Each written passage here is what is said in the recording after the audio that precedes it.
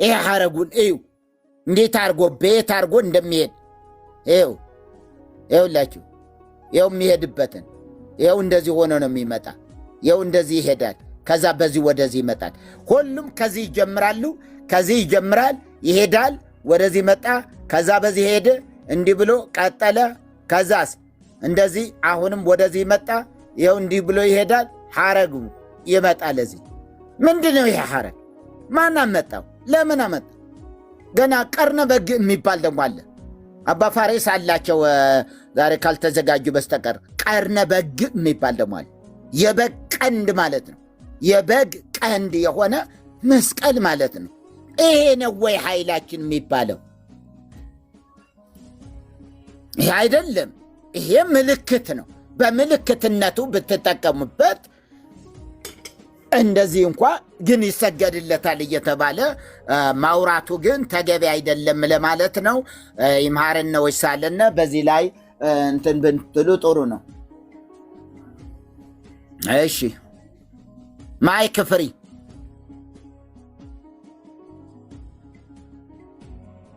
መርጌታ አንድ ጥያቄ ግን አለኝ እኔ። ምንድነው እንግዲህ የክርስቶስ መስቀል ደሙ ላዩ ላይ ስለፈሰሰ ታብነው ኃይል ሊኖራቸው የሚችለው ምንድነው? ይሄ ስለተባረኩ ነው የሚባል ነገር እሰማለሁ። ምንድነው መባረክ በኃይል እንዲሞሉ ያደርጋል ማለት ነው? ጉልበት እንዲያገኙ ያኛው ትልቁ መስቀል የሰራው ልክ አዋልድ መጽሐፍ የሚባለው አዋልድ መስቀላት ሆነው ከመባረካቸው የተነሳ ነው ይፈውሳሉ ኃይል አላቸው የሚባለው ወይስ ምንድን ነው? ይህችን ነገር ቢያስረዱ። አንዱ የሚፈወሱ ምናምኖችም ይኖራሉ በጸበሉ በምናምኑ። ለምንድን ነው? ሳይኮሎጂካልም ደግሞ ትናንት እያወራን ነበረ። በጣም የሚገርም ነገር ነው። አንድ ጊዜ በጣም ቆይተዋል። ወደ 70 ስንት ዓመተ ምህረት ነው። አንድ ቦታ ሄደን ስንለምን ህዝቡ አልሰጠን አለ። አትቁም ነው የሚለን። ጨርጨር የሚባል እንትን ነው እና አትቁሙ ነው የሚለን። እንዴ ምንድን ነው? በረሃብ ልንሰቃይ ነው። በጣም እርቦናል። 3 ቆሎ ተማሪዎች ሆነን ነው ወደ ሌላ ትምህርት ቤት እየፈለግን እየሄድን ነው። ከአንድ ትምህርት ቤት ወደ ሌላ ደግሞ ትምህርት ቤት ለመሄድ ነው። በኋላ ብንለምን ህዝብ አይሰጥም። ምን ማድረግ ጀመርን? የሆነ ነገር እንጀምራለን። ምን ልክ እንደ ጥንቆላ ነገር አስማት ምናምን ነገር እንጀምራልና አንድን ቤት የሀብታም ቤት የሚባልለትን ጠየቅን። ይሄ ቤት የማን ነው? የአቶ እገሌ። ባለቤታቸውስ? ወይዘሮ እገሌ ይባላሉ። ጥሩ። ምን አላቸው? እንስሳ። እንዴ ሁሉም ሀብታሞች ናቸው። የሌላቸው የለም። ልጆቻቸውስ ማን ይባላሉ? ልጅ የላቸው፣ መሃኖች ናቸው ነው። አዎ በጎች አሏቸው፣ በጎች የሏቸው። ፍየል ምናምን ነገር ሁሉ ነገር ግን አላቸው አሉንና በኋላ እዛ ስንለምን አትቁሙ አለች። መጣ ሰራተኛ ናት። አትቁሙ አለች። አትቁም ስትለን የቤቱ ባለቤት ጥሪልናል። ጥሪያቸው። እንዴ አትቁሙ እኮ አልኳችሁ አይደለም፣ ዝም ብለሽ ጥሪያቸዋል። ተጠርታ መጣች ሴትየዋ፣ የቤቱ ባለቤት ተጠርተው መጡ። በኋላ ምን ሆናችሁ ነው? ሂዱ ተባላችሁ አይደለም? አትቁሙ ተባላችሁ አይደለም እንዴ? ከዛ ቀጥ ብለን ዝም ብለን አየናት፣ ቀጥ ብለን። ከዛ ደነገጠች። እንትና ነሽ አይደል? አዎ። እሺ ባለቤትሽ እንትና ነው? አዎ ትክክል ናችሁ። ልጅ የላችሁም? ልጅ አልወላድ መሃኖች ናችሁ? አዎ። ኧረ ግቡ። አንገባም እንትን ብለሻል። ደግሞ በጎችም የሏችሁ? አዎ ልክ ናችሁ። እግራችን ስር ወድቃ ግቡልኛለች። እንዲሁ ካልገባችኋለች። በቃ እሺ ብለን ገባን። ከዚያ በኋላ አንዱ ግዙፍ ነው፣ ረጅም ነው፣ አንደኛው ማለት ነው። እሱን ሾም ነው ዝም ብለን። አንተ በቃ ስንበላም ከሳቸው ጋር አንበላም እንላለን እና እንዲህ እንግዲያ በትምህርትኛ እንበልጠዋለን እና እንዲህ በላል ነው። ከዛ ያልነው ነገር ሁሉ እንዲል ማለት ነው። እዛ ገባን፣ ምግብ ቀረበልን፣ እንዴት ነው ምናምናል። በቃ እንደዚህ በልተን ጠጥተን እንዲህ ነው የምታደርገው ያልና የአህያ ፋንድያና አንድ እንትን የጅብ አር አንድ የጅብ አር የአህያ ፋንድያ ደግሞ በብዛት አድርገሽ ታጥነሽ ከባልሽ ጋር ተኛልና ታጥነሽ ከባልሽ ጋር ተኝ እሻለች። ያንኑ ታጠነች። የሆነ ስርም ነበረን ያዝነው በፌስታል እያደረግን በእንትን እያደረግን እንይዝ ነበረ በጨርቅ ጠቅልለን። ስራስሮቹ ስለሚሉ ውሃ ባልነካው ጨርቅ ነው የሚጠቀለሉ። ውሃ ባልነካው ጨርቅ ነው፣ አለበለዚያ ይፈርሳል፣ ይመክናል ይባላል። እና በኋላ ውሃ ባልነካው ጨርቅ ያንን ጠቅልለን ይዘናል። ከዚያ ደግሞ ትንሽ እየሰጠናል። ይሄንንም ደግሞ እዚሁ ጨምረሽ ታጥነሽ ተኝ ብለናል። ታጥነሽ ተኝ፣ ወንድ ልጅ ትወልጃለሽ፣ ስሙ ደግሞ ገብረ ተክለ ሃይማኖት ትይዋለሽ አልናት። ገብረ ተክለ ሃይማኖት ትይዋለሽ አልናት። ከዚያ ያ ሁሉ እንጀራ ጠቅልላ በአኮፋዳችን ሞልታ ሰጠችን። ሄድን። እንደዛው ጠቅልላ ታጥና ከባለዋ ጋር ተኛች፣ አረገዘች፣ ወለደች። መቼ ቢጠመቅ ጥሩ ነው? ጥምቀቱን በ24 ሲጠመቅ ደግሞ ገብረ ተክለ ሃይማኖት ወይም ወልደ ተክለ ሃይማኖት ነው የሚባለው። በ24 ተጠመቀ፣ ገብረ ተክለ ሃይማኖት ተባለ። እንዳልነው ስሙም ገብረ ተክለ ሃይማኖት አለችው። በዓመቱ አካባቢ ስንመጣ የዚያው የሄድንባቸው መምህር ባለቤታቸው እዛ ናት እና እናቷ አርፈው ለእሷ ቀብር ስንሄድ ለይታን አውቃን እኛ ረስተነው ነበረ። እግራችን ስር ወድቃን ልጅ አዝላ እንዴ ምንድን ነው እንዲሁ የዛሬ ዓመት መጣችሁ እንደዚህ ያላችሁኝ ነኝ። የሚገርም ነገር። ከዛ ለመምህሩም ነገርናቸው። መምህሩንም ይዘን እሷ ቤት ገብተን በልተን ጠጥተን ነገሩ ሁሉ እንትን ብሎን በኋላ መምህሩ እኛን መፍራት ጀመሩ። አንዳንድ ሐሜታዎች አሉ። እንትና እንደዚህ አይነት አላቸው፣ ሆሳዕና አላቸው፣ መቅትል ገዳይ ማለት ነው፣ የሚገድል ነገር ማለት እንደዚህ አይነት ነገር አላቸው ምናምን ስለሚባል በዚህ ምክንያት እንትናል እና ምን ብዬ ልንገራችሁ፣ እንደዚህ አይነት ነገር አየኸው ሰዎች እምነት አሁን መድኃኒታችን ኢየሱስ ክርስቶስ ልብሴን የዳሰሳችሁ ሁሉ ትፈወሳላችሁ አላለም። ነገር ግን ምን ሆነ? ምን አለ ግን? እንዲሁ እያስተማረ የልብሱን ጫፍ ብነካ እድናለሁ ስትል ግን ያቺ 12 ዓመት ሙሉ ደም ይፈሳት የነበረች ሴት ነካችው፣ ተፈወሰች። እምነትሽ አድኖሻል አላት። እምነትህ አድኖሻል። ሐዋርያ ጳውሎስም እነ ጴጥሮስም ጥላችን ይፈውሳል አሉ። እነሱ ሰዎች ግን በራሳቸው መንገድ ሄደው የኔ ጥላ ይፈውሳል የሚል ሐዋርያ የለም። ጨርቄ ይፈውሳል እየቆረጣችሁ ውሰዱ ያለ ማንም የለም። የሚያድነው የኢየሱስ ስም ነው። ሰዎቹ ግን ካላቸው እምነት የተነሳ እንደዚህ እያደረጉ ይድኑ ነበረና በጸበልም ቢሆን ለምሳሌ 1000 ሰው ይሰበሰብና 1000 ሰው ጸበል ቦታ ላይ ይኖራል። ምናልባት 5 ሰዎች ይፈወሱ ይሆናል፣ 10 ሰዎች ይፈወሱ ይሆናል። ሌላው ሁሉስ ምንም። ደግሞ ሌላ ጸበል ነው የሚሄደው።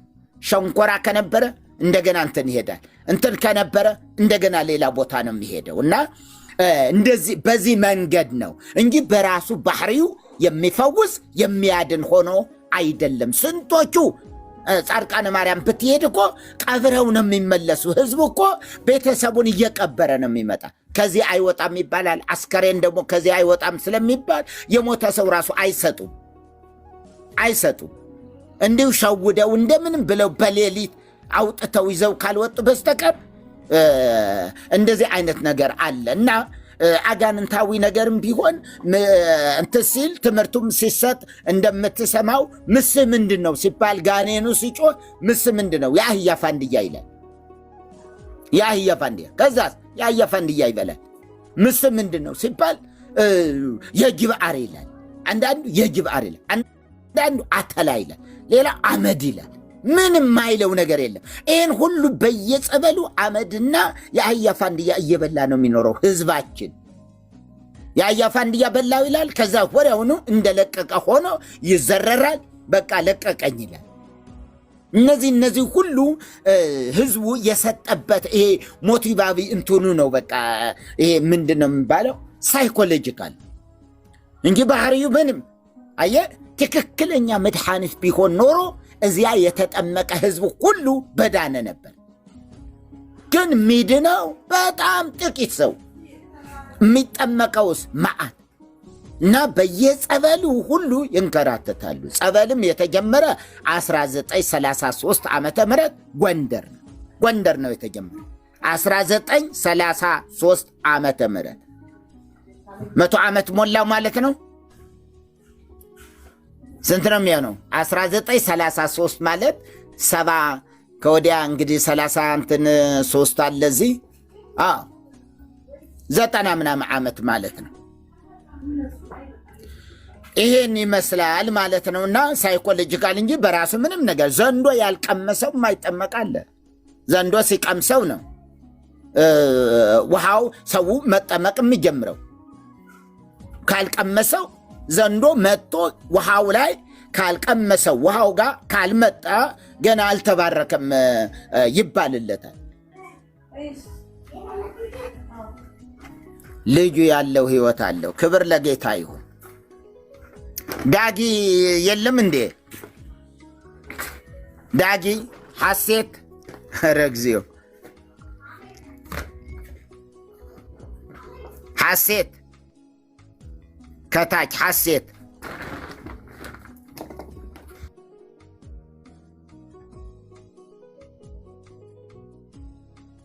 ሐሴትም የለ። ዳጊ አባፋሬስ ነካርጉት እስኪ ዳጊን ምን ይነካል? ዳጊ ቢዚ ሳይሆን አይቀርም መርጌታ ነው እንዴ? እኔም ጋር ምሽት ነው። ልጆቼ ውጭ ናቸው ያሉት። እንግዲህ በዚህ ጉዳይ ላይ የሚገቡ ካሉ አርዕስት አድርገው እነሱ ከገቡበት በእነሱ ቤት እንገናኝ። የሚወያይ ሰው ካለ እንወያያለን። ካልሆነ ግን ታሪክ የቱንም ያህል ይቀመጥ። በደንብ ከበረበራችሁት፣ በደንብ ካያችሁት፣ በደንብ ካነበባችሁ፣ በደንብ አስተውላችሁ ካነበባችሁት ሉዓላዊ ዳኛችንን የእግዚአብሔርን ቃል መጽሐፍ ቅዱስን መሰረት ካደረግን ታሪክም ደግሞ ታሪክ አሉ፣ እውነተኛ ታሪኮች አሉ። እውነተኛ ያልሆነ ታሪክ አለ። ዝም ብሎ ትርክቶችን ሁሉ አንቀበልም። ብዙ ትውልድ የፈለገውን ያህል ቢቀበለው ከሆነ ጊዜ በኋላ መፍረሱ የማይቀር ነው እና ይሄ ልክ እነሱ መጽሐፍ ቅዱሳዊ የሚያደርጉት እኛ ግን ያለ መጽሐፍ ቅዱስ አናድርግ አድርጋችሁ ራሳችሁን የምትቆጥሩ የወንጌል አማኞች የላችሁም። እንደው ካላችሁ ግን የሆነ አንዳች ነገር እንደቀረብን እግዚአብሔር አዞን ያልታዘዝኑ እነሱ ሲያደርጉ እኛ ማናደርገው የመጽሐፍ ቅዱስ ተቃራኒ ስለሆነን አይደለም፣ ታሪኩ ስለሌለ እንጂ የለም። ታሪኩ ለራሳቸውም በራሳቸው ታሪክ ላይ ሲጠየቁ እድሜ ከመቁጠር ውጪ ኑና ተናገሩ ተብሎ ሲባሉ መተው አይናገሩም። ቢናገሩም እንኳን ታሪኩን አያውቁትም። እና እንደዚህ አይነት በዓላት ማክበርን እኛ አልሰጠንም። በመስቀል ላይ የሞተውን ኢየሱስ ክርስቶስ የእግዚአብሔር ልጅ አምኖ ሰው ከዘላለም ጥፋት እንዲድን እግዚአብሔር ልጁን ሰጠ። ልጁ ኢየሱስ ክርስቶስ ሕይወቱን ሰጠ። ስለዚህ የተሰቀለውን ጌታ መስበክ ተትቶ የተሰቀለበት እንጨት ይሰበካል። የተሰቀለው ጌታ መድኃኒት መሆኑ ቀርቶ የተሰቀለበትም መድኃኒት ነው ይለዋል። የተሰቀለው ጌታ ቤዛ መሆኑ ቀርቶ የተሰቀለበትም እንጨት ቤዛ ነው ይለዋል። እንግዲህ ሁለት ቤዛ የለም፣ ሁለት የነፍስ መዳኛ የለም። የተሰቀለው ጌታ የነፍሳችን መዳኛ መሆኑ ቀርቶ የተሰቀለበት ዕፀ መስቀሉ የመስቀል ኃይላችን ነው፣ መስቀል መድኃኒታችን ነው፣ መስቀል የነፍሳችን መዳኛ ነው ይላል። ቃል በቃል የነፍሳችን መዳኛ ነው ይላል። እና እንዲህ አይነት ነገር ትውልዴ አሜን ብለህ አትበል። የነፍሳችን መዳኛ ቤዛ የሆነልን የሞተልን አምላክ ሰው ከሰማያት መጥቶ ከድንግል የተወለደ ጌታችን መድኃኒታችን ኢየሱስ ክርስቶስ ብቻ ያድናል። ለቤተሰቦቻችሁ በዚህ አዲስ ዓመት በ2018 ለጓደኞቻችሁ ሁሉ ጭምር ጸልያችሁ በእግዚአብሔር ፊት ንገሯቸው። ያዳነንን ጌታ ኢየሱስ ክርስቶስን እንንገራቸው። ከትናንትና ይልቅ ለዛሬ ጌታ በሰጠን ዘመንና በሰጠን ጸጋ ይህን እውነት ለመመስከር እንበርታ። እንደምታዩት ተደብቆ ማየት ስንት ሺህ ሰው ነው አሁን እያየ ያለው? ከተደብቆ የሚያይ ሰው ቀደም ወደ 6700 አካባቢ ነው፣ እንደዚህ አካባቢ ደርሶ ነበር። አሁን ስንት ሰው ነው ቢሃይንድ ባይ የሚያየው? እኔ አሁን አይታየኝም። ስንት ሰው ነው የሚያየው ወንድሞች? 7000 ሰው አይደል? ምን የተለያየ ነገር ነው የምጽፉት? 8500 ትጽፋላችሁ፣ 8200 እንዴት ነው በዚሁ ሰዓት ሳታዩ ነው የምጽፉት? እሺ ኦልሞስት ወደ 8000 ሰው ያያል ማለት ነው። እዚህ ጋር 800 አለ፣ 8800 ሰው ያያል። የምንነግራችሁ ወንድሞች እና እህቶች እባካችሁ እባካችሁ እባካችሁ በህይወታችሁ ላይ እንዳትቀልዱ። በቃ ይህንን በደንብ ስሙ። መጽሐፍ ቅዱስ አንብቡ። ምድራችን ላይ የተተረከ በጣም ብዙ ትርክት አለ። እንደ ሎተሪ ትኬት ስትፍቀው ታሪኩ እውነተኝነት የለውም። አንዱ ታሪክ ይሄ ታሪክ ነው። አንዱ ታሪክ ይሄ ታሪክ ነው። የመስቀል ደመራ በዓል ታሪኩ እርስ በርስ የቤተክርስቲያኒቱ መጽሐፍት እርስ በርስ ይጣላል። እርስ በርስ ቤተክርስቲያን የጻፈችው መጽሐፍ እርስ በርስ ከተጣላ ብራዘር ቆም ብለህ ነው ማሰብ ያለብህ።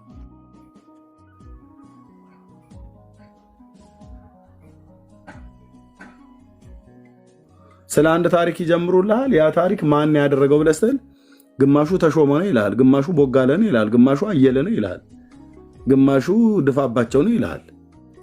ማነው አድራጊው? በቃ እንግዲህ ደስ ያለህን ውሰድ ይለዋል።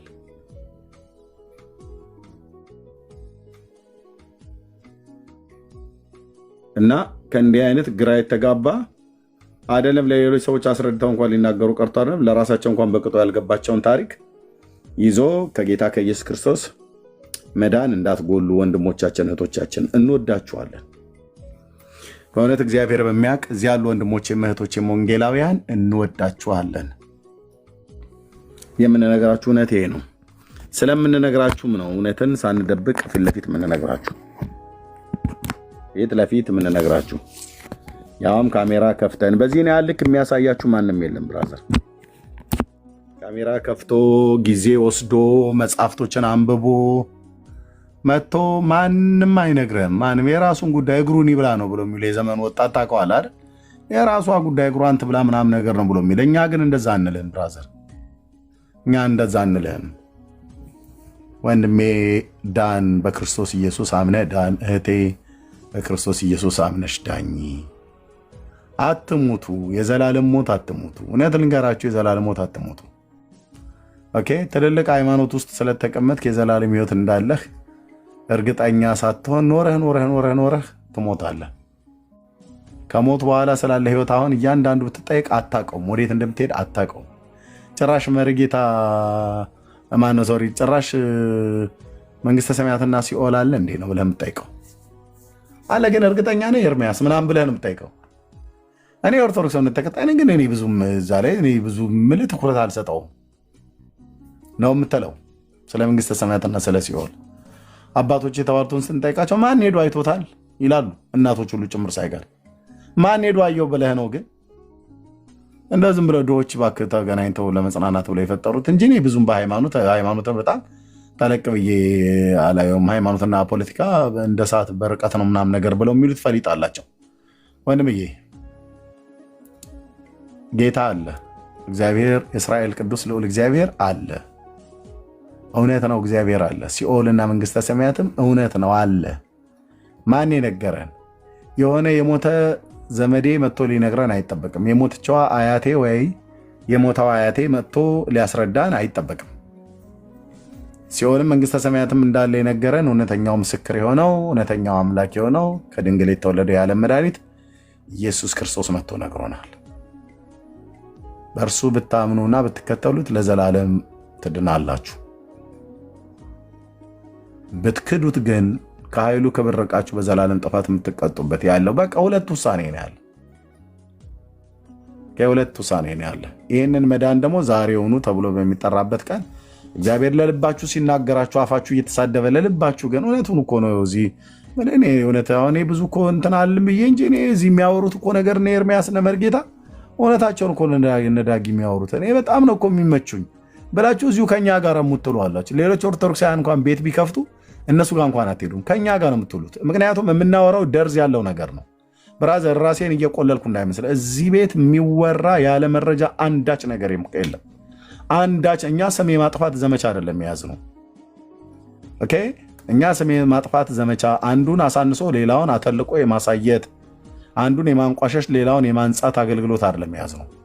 እዚህ ቤት እውነት ይሰበካል። እውነት ቀራንዮ ኮረብታ ላይ የተሰቀለው የዳዊት ልጅ የእግዚአብሔር ልጅ ኢየሱስ ክርስቶስ ያድናል፣ ጌታ ነው ብለን እንሰብካለን። ያዳነን ያድናችኋል፣ ኑ ዳኑ፣ በስሙ አምናችሁ ንስሐና የኃጢአት ይቅርታችሁን ተቀበሉ ብለን እንናገራለን ማለት ነው። ኦኬ ከዛስ ባለፈ ውሸት ደግሞ የማንም ውሸት ቢሆን አናልፈው። ራሱ የኤርሚያስ የራሱ የኔ ውሸት እንኳን ዋሽቼ ብገኝ ማንም አያልፈኝም እዚህ። ኦኬ እኛ ጴንጤዎች ወይ ተሐድሶች ስለሆንን እንግዲህ የመለ የኛ ነው ምናምን ነገር ብለን ሸፋፍኖ ማለፍ የሚባል ነገር የለም። አደባባይ ተሳስተው ከሆነ ጴንጤ፣ ካቶሊክ፣ ኦርቶዶክስ የሚባል ነገር የለም። እንደ መጽሐፍ ቅዱስ እውነት ያልሆነ ትምህርት ሁሉ በሙሉ ትክክል አይደለም። ትክክል የሆነው እንደ እግዚአብሔር ቃል የሆነው ትምህርት ነው። ትክክል የሆነው ኢየሱስ በሚከብርበት ጉባኤ በዛ መገኘ ብቻ ሳይሆን መሞቻ የሚሆን መንፈስ ቅዱስ በማይገዛው ጉባኤ አልገኝም። የእግዚአብሔር ልጅ ኢየሱስ ክርስቶስን ማዕከል ያላደረገ ትምህርትና ስብከት የትኛውም ዝማሬ የሚሆን መገለጥ የትኛውም ይሁን የትም በኢየሱስ ስም ይገልበጥ ነው ብለን የምንለው አንቀበልም። ኢየሱስ ክርስቶስን ማዕከል ያደረገ ነገር ብቻ እናከብራለን።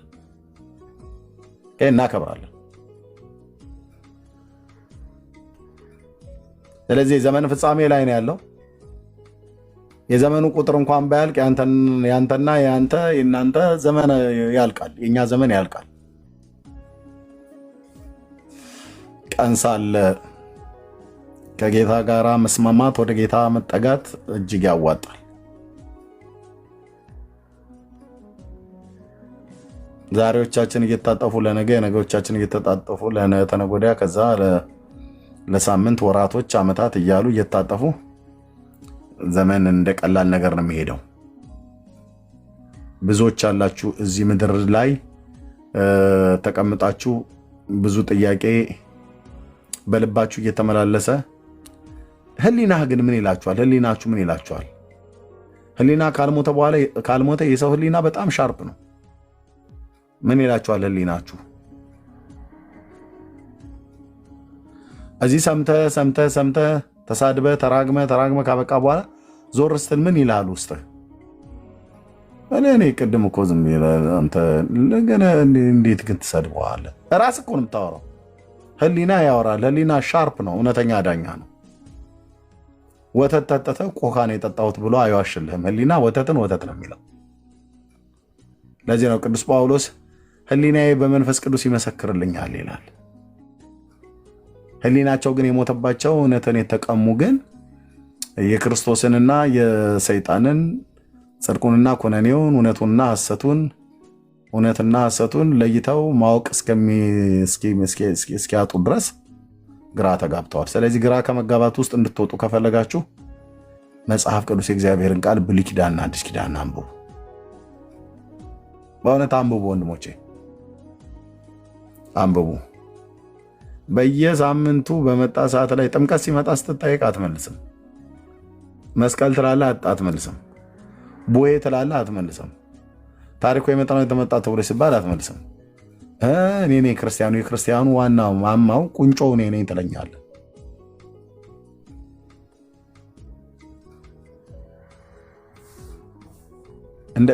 እንደ ሃይማኖት እኮ ውር የሚያደርግ ነገር የለም። ስዕል ሲቀደድ እሪ ይላሉ። እኔ መቀደድም አለበት ብዬ አላምንም። መቀደድ ካለበት ከሰው ልብ ውስጥ ነው ስዕላት መቀደድ ያለበት፣ ወረቀት አይደለም መቀደድ። መስቀል ግን አደባባይ እንደዚህ ያቃጥላሉ። የመስቀል ምልክት አድርገው እየጨፈሩ ማለት ነው።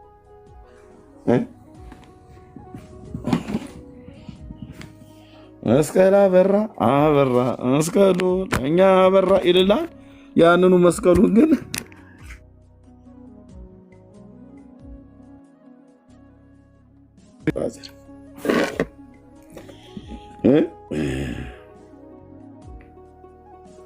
መስቀል አበራ አበራ መስቀሉ ለእኛ አበራ ይልልሃል። ህዝቤ ከበሮ እየመታ እንዲህ ግን ያነዱልን እንደዚህ ችቦ ያደርጉልሃል። እብድ ቤቷን ለኩሳ አሁን ነው ገና የበራልኝ ብላለች የሚባል አንድ ብሄል አለ። እሱ ነው ተዚህ ያለ። ለህዝባችን እንደዚህ ነው የሚያጨበጭበው። አሁን ይህን ሙስሊም ቢያደርገው ይኸው እነዚህ የመስቀል ጠላቶች ይለዋል። እኛ ብናደርገው መቃብራችን ነው የሚምሱት። እኛ ድሮ ሳላልናችሁም እንደ መናፍቃኑ እኮ ህሊና የላቸውም። ህሊናቸውን ጥለው የአምላክን ቃል አያውቁ። በቃ ዝም ብሎ ኢየሱስ ጌታ ነው ብቻ እያሉ መጨፈር ነው። ይሄ መስቀል ጠላቶች ናቸው ወገኖቼ። እንዲህ አይነት ዘመን የደረሰው 8ኛ ሺህ ደርሰን ብለው መቆሚያ መቀመጫ መውጫ መግቢያ ነበር የሚያሳጡን። አሁን እኛ እንደዚህ ብናደርገው እነሱ ግን እየጨፈሩ መስቀል አበራ ይለዋል። ራሱን ግን በእሳት ያነዱታል። የመስቀል መብራት እሳት እየለኮስክበት እንደዚህ እየተቃጠለ እንደ የመስቀል ቅርጽ አድርገህ ህሊና ሲታወር እንደዚህ ታደርጋለህ ማለት ነው። የሚያደርጉትን አያውቁምና እንደተባለው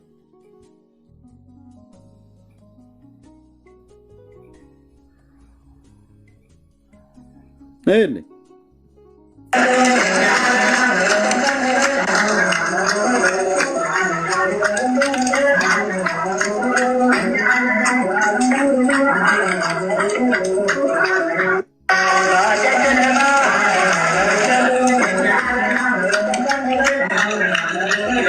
ለያንቦገቦጉ ብቻ ማጨብጨብ ነው ማጨብጨብ። መስቀል አበራ አበራ መስቀሉ ለእኛ አበራ። ኢየሱስ ብርሃን ነው ብለህ ስትለው ሂድ ወደዛ ሂድ ጴንጤ ይላልሃል። እንጨት ምኑን ያበራልሃል? ራሱን እንኳን ከሳት እንደዚህ የማያድን ማለት ነው። ራስህ በችቦ ዙሪያውን አቀጣጥለህ ለኩሰህ ስታበቃ ይህንኑ ታቃጥላለህ። ይህንኑ ካቃጠልክበት ላይ አመዱን አንስነስተህ ጉንጭህ ላይና ግንባርህ ላይ ትቀባለህ። የሱርማ ብሔረሰብ መስለህ ከዛ ወደ ቤት ትገባለህ ማለት ነው። ምንድነው አመድህን ቡን እያረክ ማለት ነው። መስቀል አበራ አበራ መስቀሉ ለእኛ ራሱ እሳት ለኩሶበት ማለት ነው። ራሱ እሳት ለኩሶበት ሲያውቁ ምሽት ሲሆን እንግዲህ ወደ ማታ አካባቢ አይደል የሚደረገው ደመራው። በቃ ካበራ እስኪ ራሱ ለምን አያበራም? የእግዚአብሔር ብርሃን እንደዚህ ነው እንደ ወይዘሮ እንትና ያቀጣጠለችው እሳት ነው የእግዚአብሔር ብርሃን። ቀልደኛ ትውልድ። እነሱ እንደዚህ እያደረጉ የመስቀል ወዳጆች ናቸው። እኛ እንግዲህ የመስቀል ጠላቶች ይለዋል። ብዙዎች ለክርስቶስ መስቀል ጠላቶች ሆነው ይመላለሳሉ። አስቀድም ያልኳችሁ እንዳለ ጌታችን ቅዱስ ሐዋርያው ብርሃነ ዓለም ጳውሎስ እንደተናገረ ምሽት ላይ አንተ እዚሁ አንድደው መስቀል ኃይላችን ነው። መስቀል የነፍሳችን መዳኛ ነው። የሚያድነን መስቀል ነው። መስቀል የነፍሳን ተድዴ ራስ አቃጥለው ስታበቃ ቅድም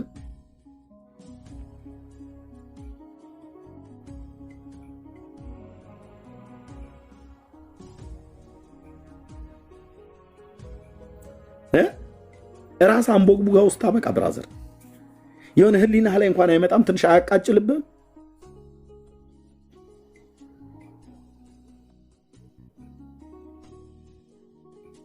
መስቀል ኃይላችን ነው። ኃይላችንም መስቀል ነው። መስቀል መድኃኒታችን ነው። መስቀል የነፍሳችን መዳኛ ነው። አይሁድ ግን ይክዱታል። እኛ ግን አይሁድ ምኑ ነው ይሄንን የካዱት እንዴ? አይሁዳውያን የካዱት እንጨቱን ነው እንዴ? ክርስቶስን የካዱት ምንድነው ያላችሁት? ክርስቶስን የካዱት ክርስቶስ የተሰቀለበትን መስቀል እንጨቱን ካዱትም አመኑትም ተብሎ አልተጻፈም። ብራዘር የካዱት እንጨቱን ሳይሆን ክርስቶስን የካዱት። ክርስቶስ አንተ እውነተኛ መሲህ አይደለም ብለውታል። አይሁድ ግን ይክዱታል። ለእኛ ግን ለምንታመነው እንትናችን ነው። አሜን። ከዓመት እስከ ዓመት ከወር እስከ ወር አንብብ ብለህ ስትለው አያነብም። ታሪክ አያውቅም። መጽሐፍ ቅዱስን አያውቁም። አይሁድ ይክዱታል ይልሃል። እንጨት ነው እንደ አይሁድ የካደው ክርስቶስን። አንተ አምላክ አይደለህም ያሉት።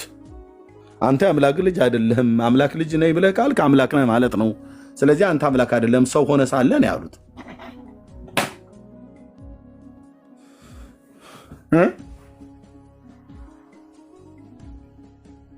ምን ተሻለሽ እህትዬ?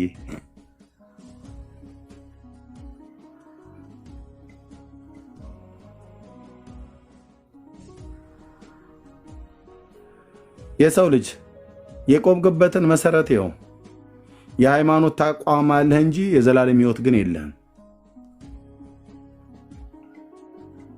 የሃይማኖት ተቋም አለህ፣ የዘላለም ሕይወት ግን የለህም። የዘላለም ሕይወት እንዲኖራችሁ ግን በእግዚአብሔር ልጅ ስም እመኑ። ይህንን እውነት ልንነግራችሁ ነው የመጣ ነው። ኢየሱስ ጌታ ነው። ኢየሱስ ሕይወት ነው።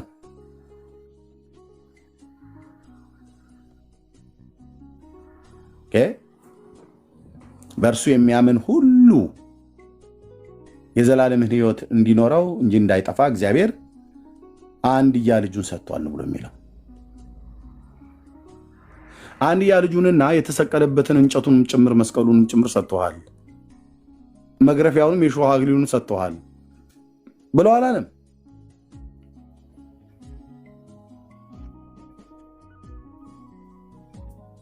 አንድያ ልጁን ሰጥቷል። ዓለም በልጁ አምኖ እንዲድን እንጂ በዓለም እንዲፈርድ እግዚአብሔር ወደ ዓለም አላከውም። እርሱ በሚያምን አይፈረድበትም። ባይዞ የማይፈረድበት በእግዚአብሔር ልጅ ስም ካላመንክ ነው። በእርሱ በማያምን ግን በአንዱ በእግዚአብሔር ልጅ ስም ስላላመነ አሁን ተፈርዶበታል። አጭርና ግልጽ እኮ ነው ነገር ወንጌል። አንተ ገና እንዳልኩ የሱርማ ብሔረሰቦች ይመስል በዚህ በኦሞ ሸለቆ ውስጥ የሚኖሩ የኢትዮጵያ ብሔር ብሔረሰቦች አሉ አይደለ? እና አኝዋክ ምናምን ነገር የሚባሉ ማለት ነው።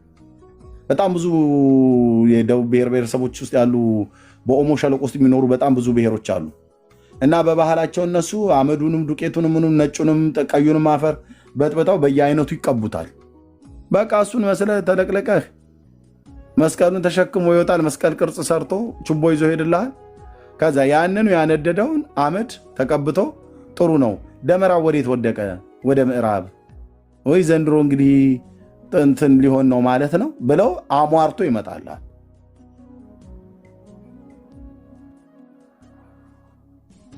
በቃ ሟርት በቤተክርስቲያን በኩል በአደባባይ ሲነገርልን ወዴት ነው የወደቀው? ወደ ሰሜን ነው። እውነትሽን ነው።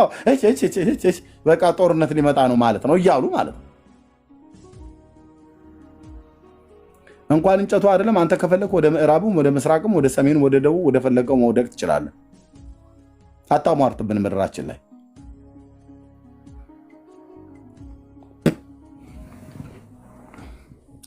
በጭስ ምሪት የተገኘ መስቀል እኮ ነው ተብሎ የተባለው ደግሞ ጭሱ ማለት እኮ ነው። ጭሱ ወደ ሰማይ ወጣ። ንግስቲቱ ስታቀጣጥለው በዛ በኢየሩሳሌም እና ጭሱ እንዳለ ወደ ላይ ከነጭ ዕጣን ጋር ሆኖ እንዳለ ወደ ላይ አይወጣና ወደ መንበረ ጸባዖት ደረሰና በአብ በወልድ በመንፈስ ቅዱስ ፊት ሰገደና ምኑ ጭሱ። ከዛ ደግሞ አቆልቁሎ ወደ ኢየሩሳሌም ሽቅ ቁልቁል መጣና ሄዶ መጥቶ እነዚህ ህፃናት ሲጮቱ እንትን ሲል ሄጄ የሚሉት ህፃናቶች እንደዚህ ነው። ተረት እንደዚህ ነው። መጀመሪያ ንግስቲቱ እንጨትን ሰበሰበችና ነጭ ዕጣን አደረገችበትና ዕጣኑንና እንጨቱን በአንድነት አቀጣጥላ ወደ ሰማይ የዕጣኑና የእንጨቱ ጭስ አብሮ ወደ ሰማይ ወጣና ወደ ሰማይ ሄደ። መንበረ ጸባዖት በስላሴ መንበር ፊት ደረሰ እና በስላሴ መንበር ፊት ክብር ለአብ፣ ክብር ለወልድ፣ ክብር ለመንፈስ ቅዱስ ብሎ ጭሱ ሰገደ። የምኑ ከዚህ ከኢየሩሳሌም ሴትዮዋ የለኮሰችው ጭስ ማለት ነው። ጭስ ሰገደ ትለኛለህ? ሰማይ ሄዶ የነጭ ዕጣንና የእንጨት ጭስ ሄዶ በአፊት ቡና አለበት ብለህ ስትል አታፍርም? ወገኖቼ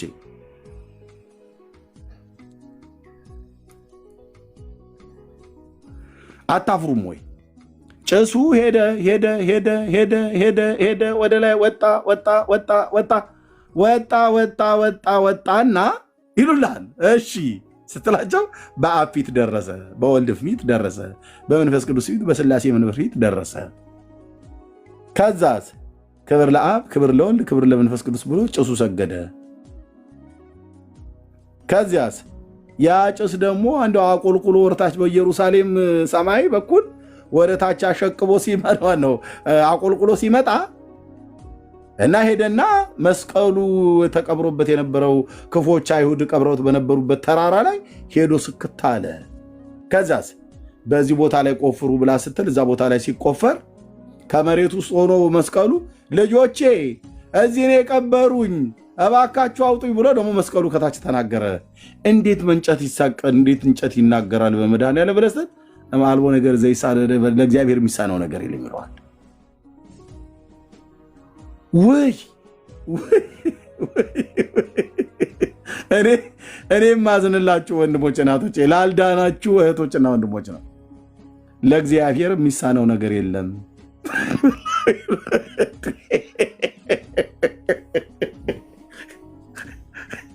እኔ እኮ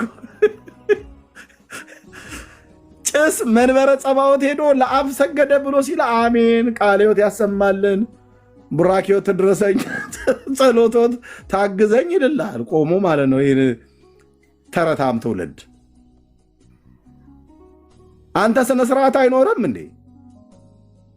ስርዓት የሚባል የለም እህቴ። በቃ እንደዚሁ እንደተጨናበስሽ በእናትሽ ጭስም ተጨናብሰሽ መንፈሳዊ ዓለም ላይ በጭስ አጨናብሰውሽ ኢየሱስን መቼ ነው የምታዩ?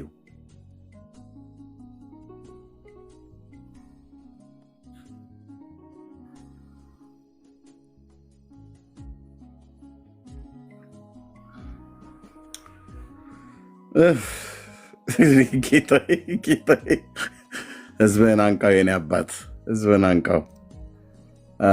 የራስን ጽድቅ ተማምነህ ጸጋን ታምነህ ስትጠራ ታውቃለህ። የሰራዊት ጌታ እግዚአብሔር የብዙዎችን አይን ነው የሚከፍተው። አትጠራጠረኝ አልኩ። ጌታ ኢየሱስ ምስክሬ ነው። የብዙዎች የሺዎች ምናምን ነገር አለም የሚሊዮን አይኖች ነው የሚከፈተው። ኢትዮጵያ ተሐድሶ ይመጣላታል። የወንጌል ሪቫይቫል ማለት ነው። እና የኔ ልጆች አሁን 3 ልጆች ስላሉኝ ማለት ነው አማርኛም ትንሽ ሞክራሉ። እና እንደዚህ የምንለው ምንድነው? እቺ የኢትዮጵያ ተረታለች ህፃናት ማገልገሌ ጥቁር ፍየሌ በዛ ጋ ሄዳ በዚህ ጋ ወጣ በዚህ ጋ ወርዳ ሄዳ ከዛ ሄዳ መጣችና ሄደችና ከዛ መጡና ሄደ ምናምን ነገር ብለን የምንለው ልጆቹ እንደዛ አሉ አይደል? ትንሿ ልጅ እንደዛ ትለኛለች። ትመጣና አሁን ባባን ጣጅህን ምናምን ነገር ብላ ማለት ነው። ና እዚህ ጋር ገባች እዚህ ጋር ገባች እንዴ! ይኸው እቺው መልኳን ቀይራ በቀይ በጥቁር ስክሮ ተጽፋ ድርሳን ገድላት ላይ ታገኛለህ። ጭሱ ይላል። ቆይ ለምን አላነበውም? አሁን ይሄ ሁሉ ህዝብ እዚህ ተከማችቷል። ይነበብ ወይስ ወደ ቤታችሁ ትሄዳላችሁ? ወገኖች ይነበብ ኤርሚ ጭስ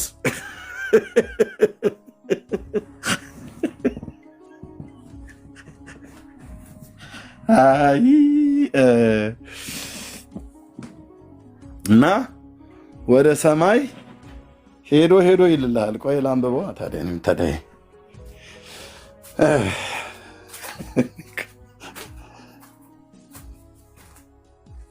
እሺ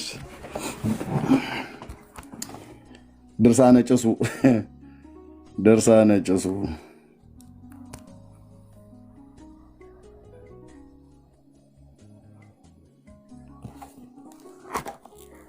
ይነበባል። የቆማችሁ ተነሱ፣ የተቀመጣችሁም ቁሙና ስሙ። ይህንን መቼስ ታዲያ ምን ብለን ልናነበው እንችላለን?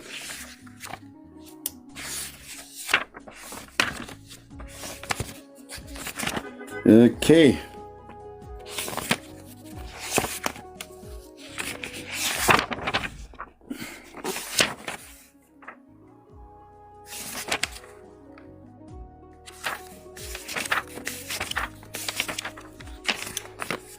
ዘወርሃ መጋቢት ላይ ነው ክፍሉ ያለው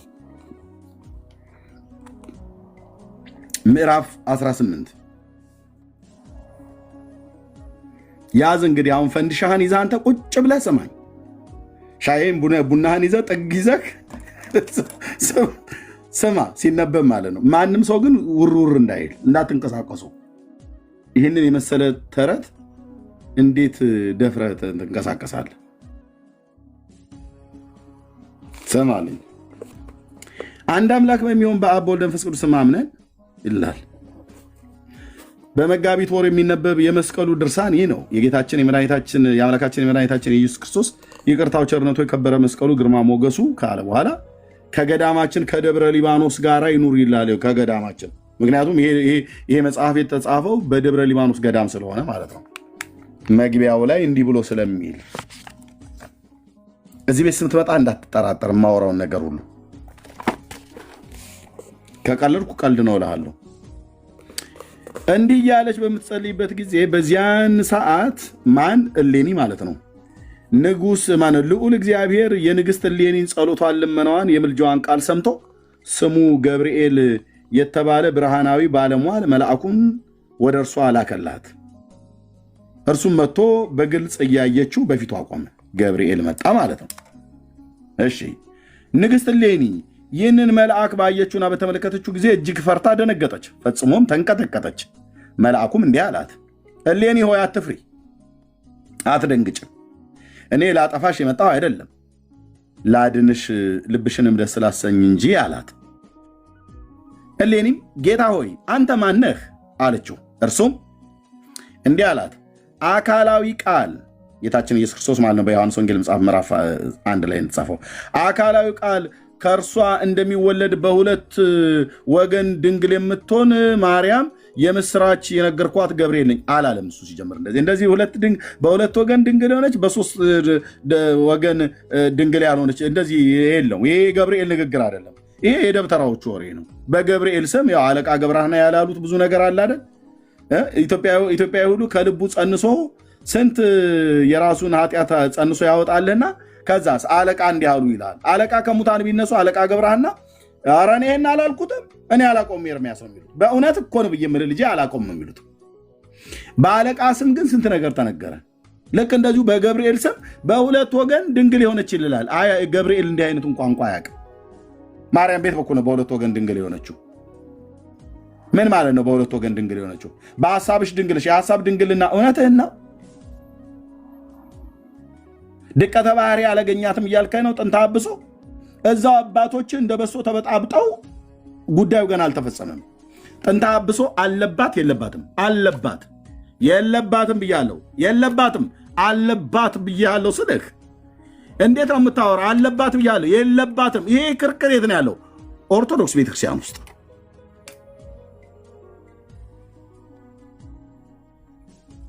እና ገብርኤል ይህን በሁለት ወገን ድንግል በሶስት ወገን ድንግል ብሎ አላለም ገብርኤል ነኝ አላት ይላል እሺ እሌኒም የእግዚአብሔር መልአክ እንደሆነ ባወቀችና በተረዳ ጊዜ እንዲህ አለችው የእግዚአብሔር መልአክ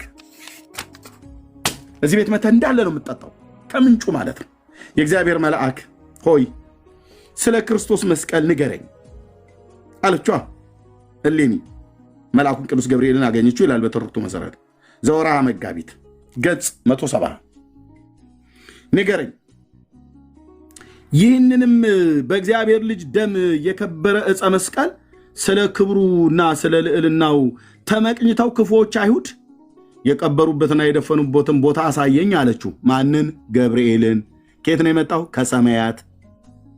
ከሰማያት ኦኬ ቢሃይንድ ባይ 9100 ሰው እንደ ኒቆዲሞስ ተደብቃችሁም ስሙ የሰራዊት ጌታ እግዚአብሔር ከተማይቱን ይጠራል ብሎ እንዳለ ይጠራል እዚህ እውነትን ትሰማለህ ተደብቀህም ይሁን ምንም ምክንያቱም ቄሶቹ እያወገዙ ገብታ አሰማ ግን ስሙ እዛው ናችሁ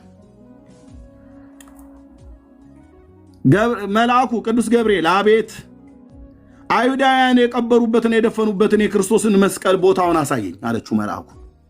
ገብርኤል መልአኩ ምን መለሰላት እንደተባለ ይልኝ ወንድሜ። ያም መልአክ እግዚአብሔር ቢፈልገው ኖሮ ይሄንን መስቀል እግዚአብሔር መልአኩ ልኮ በነገራት ነበር ለንግስት እሌኒ።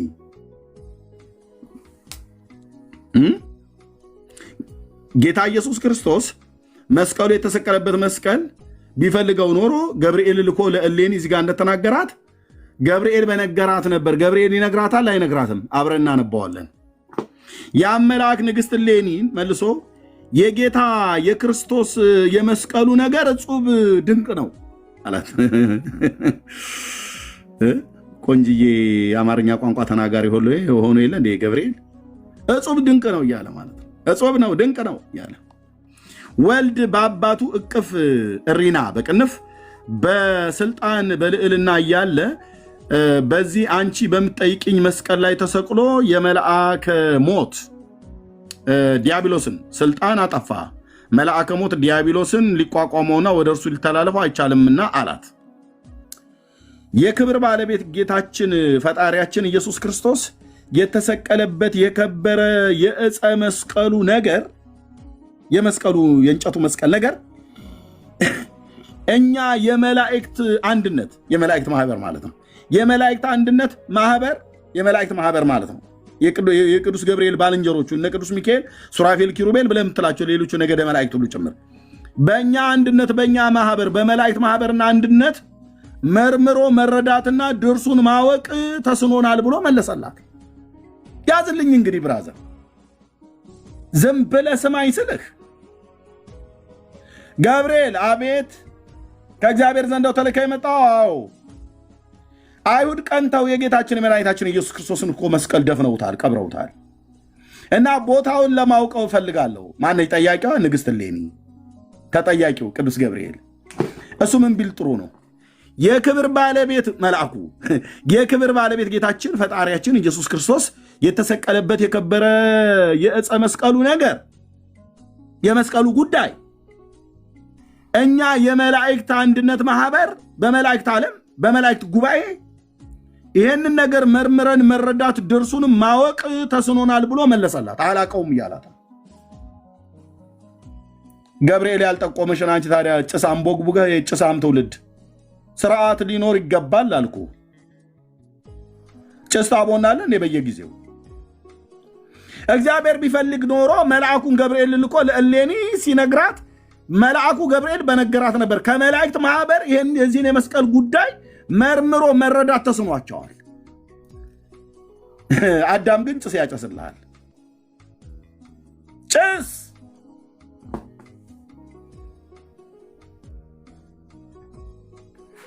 ከዛ እሌኒ ደግሞ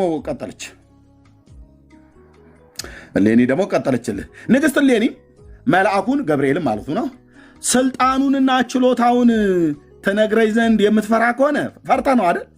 ገብርኤል ፈርተህ ነው? አይ ፍርሃት ከቦ ነው። ፍርሃት ሸብቦ ነው። ስልጣኑንና ችሎታውን ፈርተህ ነው አይደል? መልአኩንም ንግሥት እሌኒ ታይ ንግሥት እሌኒ መልአኩን ማንን? ገብርኤልን ስልጣኑንና ችሎታውን ትነግረኝ ዘንድ የምትፈራ ከሆነ ፈርተህ ከሆነ ክፉዎች አይሁድ የክርስቶስን መስቀል የቀበሩበትን ቦታ አሳየኛለችው። ያው ያንተ ነገር በፍርሃት የተሸበብክነ ብዙ ጊዜ ፍርሃት ያጠቃሃል ገብርኤል እና ግን ለእኔ ግን ንገረኛ ይዞ እኔ ከአንተ በሊቅ በርታው ነኝና እኔ እኮ ንግሥት ነኝ ጦር አለኝ። ገብርኤል ያው ፈሪ ነህ ያለችው ነው። በእነዚህ በኦርቶዶክሳውያን ነው እኛን መላእክትን ትንቃላችሁ ተብለን የምንባለው። አትቆምም ስለ ፊቴ በምን በመረጃና በእውቀት በማስረጃ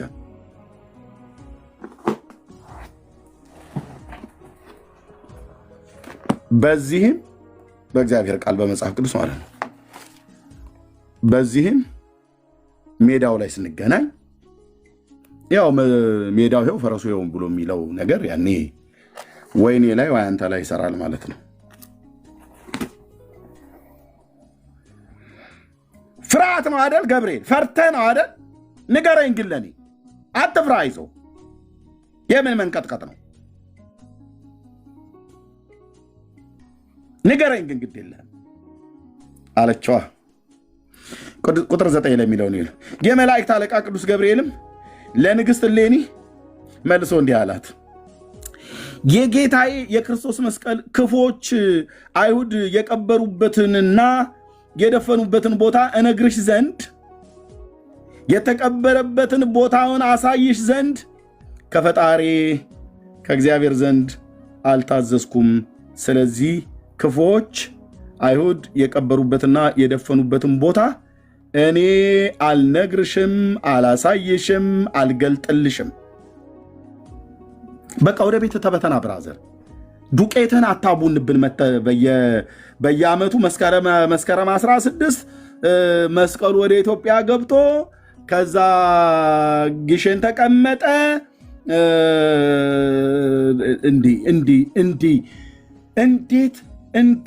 እንዴት እኮ አይነት አማርኛ እንደሆነ አንተዬ።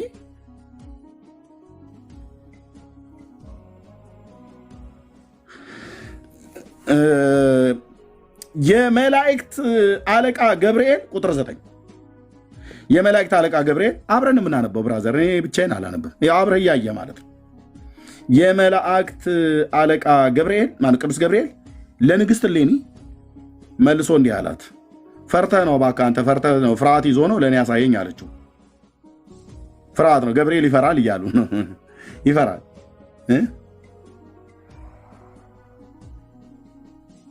በዚህ ተራታችሁ ላይ እንደ ገለአድ ቴስቢ ነቢይ እንደ ኤልያስ ባላላግጥ እኔ እግዚአብሔር ሰው አይደለሁም አልኩ። በዚህ ተራትህ ላይ ነው ያልኩ።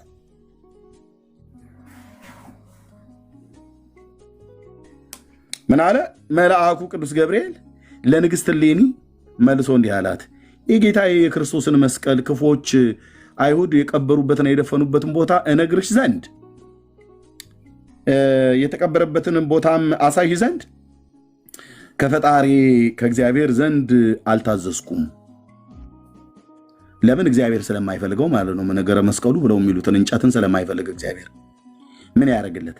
ይኸው ልጄ የሞተበት እንጨት ለመዳኛችሁ ይሁን ብሎ እግዚአብሔር ጣውላ እንጨት ያውም ለኢትዮጵያ ብቻ ሊሰጥ። ሮማውያን እኮ ወንጀለኛ መቅጫ ብለው ያዘጋጁት እኮ ተራ እንጨት ነው ብራዘር፣ ተራ እንጨት።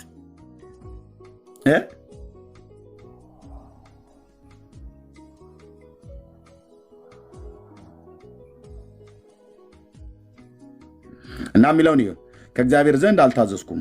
ስለዚህ ነገር ማለት ስለዚህ ክፎች አይሁድ የቀበሩበትን የደፈኑበትን ቦታ እኔ አልነግርሽም፣ አላሳይሽም፣ አልገልጥልሽም።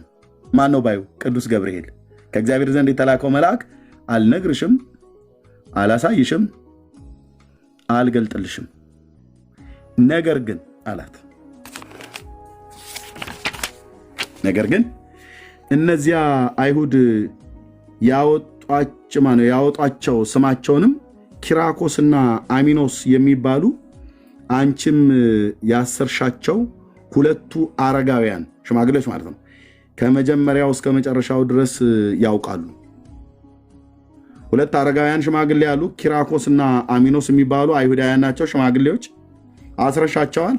እነሱ ያሰርሻቸው እነዛን ሽማግሌዎች በደንብ አድርገሽ ውቀጫቸው፣ አንገላች፣ አስረቢያቸው። እህል እየከለከልሽ ውሃ እየከለከልሽ እህል እየከለከልሽ አሰቃያቸው። ቁም ስቅላቸውን አሳይ፣ መከራ አብዥባቸው፣ እነሱ ያውቁታል ብሎ ኪራኮስና አሚኖስ የሚባሉ አይሁዳውያን አባቶች ሽማግሌዎች መስቀሉ የተቀበረበትን ቦታ ያሳያሉ። እና እንዲነግሩሽ ከፈለግሽ እኔ አልነግርሽም፣ አልታዘዝኩም፣ አልነግርሽም፣ አልገልጥልሽም፣ እግዚአብሔር አላዘዘኝም አላት ገብርኤል። ከዛስ እነዚህ ሁለት ሽማግሌዎች ግን ያውቃሉ። ከዛስ እነዛ አሚኖስ የሚባሉ አንቺ ያሰርሻቸው ሁለቱ አረጋውያን ከመጀመሪያው እስከ መጨረሻው እነሱ ያውቃሉ። ስለዚህ እስከሚነግሩሽ ድረስ እነዛ ሽማግሌዎቹ አጽንተሽ መርመሪያቸው፣ በረሃብ እና በጥም ብዙ ካስጨነቅሻቸው በኋላ ይነግሩሻል። ስለዚህ አንቺ ማድረግ ያለብሽ አስረቢያቸው እነዚህን አረጋውያን ሽማግሌ በረሃብ አንጀቱ እስኪታጠፍ ድረስ ይህንን አይሁዳዊ አስርቢው። ሽማግሌ ነው አይደል? አሁን እንዳትራሪለት። ማን ነው መካሪው? ገብርኤል መልአኩ ነው ብላ ያለችን የኢትዮጵያ ኦርቶዶክስ ተዋሕዶ ቤተክርስቲያን። ተናገር እውነቱን። አስርቢያቸው እነዚህን ሽማግሌዎች ወስደሽ ከርቸሌ ጨምረሽ አስርቢ። እንዳታዝኝላቸው። ኪራኮስና አሚኖስ ይባላሉ ስማቸው። አስርቢያቸው። ከዛ ስታስጨንቂያቸው እነሱ በኋላ ላይ ይነግሩሻል አላት። ያው ከመረመርሻቸው ማለት ምርመራ ማለት ነው። አይታወቅም። የኔ ወፌላላም እንትን ሰቅላ ገልብጣ አስገርፋቸው ሊሆን ይችላል። መልአክ እኮ ነው እንደዚህ ብሎ ነገራት መከራት ብለው የሚሉት። ይሄን ታሪክ እኮ ነው አሁን መስከረም 16 17 ብሎ የሚል። ይሄ ለህዝብ አይነበብም። ህዝቡም ስትነግራ አይሰማም።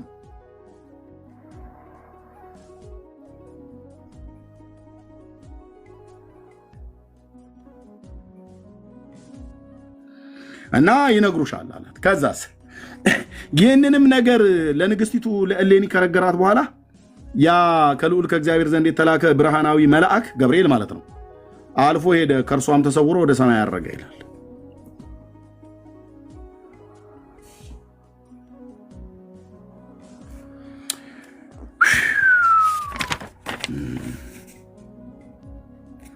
ከዛ መልአኩ ነግሯት ሄደ። ብራዘር እኔ አሁን አልፍ አልፍ እየላንብብል ሀሳቡ በጣም ረጅም ስለሆነ ሙሉን ያነበብኩት አልኩ። በ2 ቀን የጨረስኩት መጽሐፉን በ2 ቀን ነው ቁርጥም አድርጌ የበላሁት። አዎ ዘይቱ ጋር የትኛው ምን እንደሚል ግባና ሞክረኝ። ኦኬ ተሰውሮ ሄደ መልአኩ። ከዛ ማስጨነቅ ጀመረቻ። ንግስት እሌኒም እንዲህ ስትል መለሰችላቸው፣ የጌታችን የክርስቶስ መስቀል አገኘቻቸው። እነዛን ሽማግሌዎች የተቀበረበትን ቦታ እናንተ ታውቃላችሁ፣ ንገሩኝ አለቻቸው። ዳግመኛ እኛ አናውቅም አሏት። አናውቅም። ስለዚህ መልአኩ ዋሽቷል ማለት ነው። አናውቅም አሏት ኪራኮስና አሚኖስ። እሌኒም አባቶቻቸው የቀበሩበትን ልጆቿ አያውቁም አለቻቸው። ይህንን ብላ በጨለማ ቤት ውስጥ አስገብታ እነዚህን አረጋውያን በዛንጃርና በእግር ብረት እግሮቻቸውን እጆቻቸውን አሰረቻቸው። ለሞትም እስኪደርሱ ድረስ በረሃብና በጥም አስጨነቀቻቸው። ምክንያቱም መልአኩ ቅዱስ ገብርኤል አስረቢያቸው፣ አረጋውያን ሽማግሌን አስረቢ፣ አስጠሚያቸው። እኔ ግን የመስቀሉ ነገር ለእኔ አይደለም ለሌሎች መላእክት ሁሉ ጭምር ስውር ነው። እግዚአብሔርም እንድነግርሽ እንድገልጥልሽ አልፈቀደልኝም። ግን አንድ ክፉ ምክር ልምከርሽ እሌኒ፣ እነዚህን አይሁዳውያን ሽማግሌዎችን አስረቢያቸው፣ አስጠሚያቸው። በእስር ቤት አስገብተሽ በዛንጃር እያሰርሽ አንገላቸው፣ እስከ ሞት ድረስ እንዲራቡ እንዲጠሙ አድርጊ። አሰቃይ። በስላሴ አምሳል የተፈጠሩ ክርስቶስ የሞተላቸውን አሰቃይ። የት ነው ያደረጋችሁት እንጨቱን እያላችሁ በያቸው።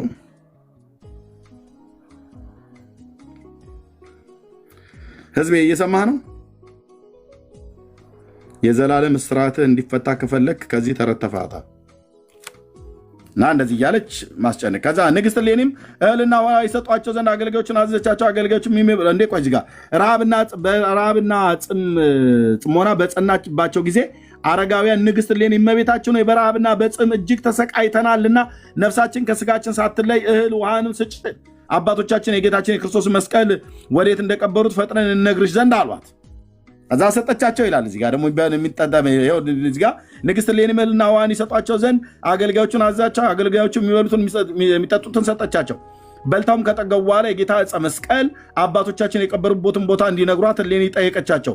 እነርሱ በልተው ጠጥተው ከጠገቡ በኋላ ንግስት እሌኒ እኛ ስለ መስቀል አናውቅም፣ አባቶቻችን በምድር ውስጥ መስቀልን አልቀበሩም አሏት። እንዴ እነዚህ ሽማግሌዎች የት ያውቃሉ? መልአኩ ያላወቀ እንዴት ነው ሽማግሌዎቹ ያውቃሉ ብሎ መልአኩስ የተባለው ሰው አሰቃይ ብሎ መክሮ የሚሄደው?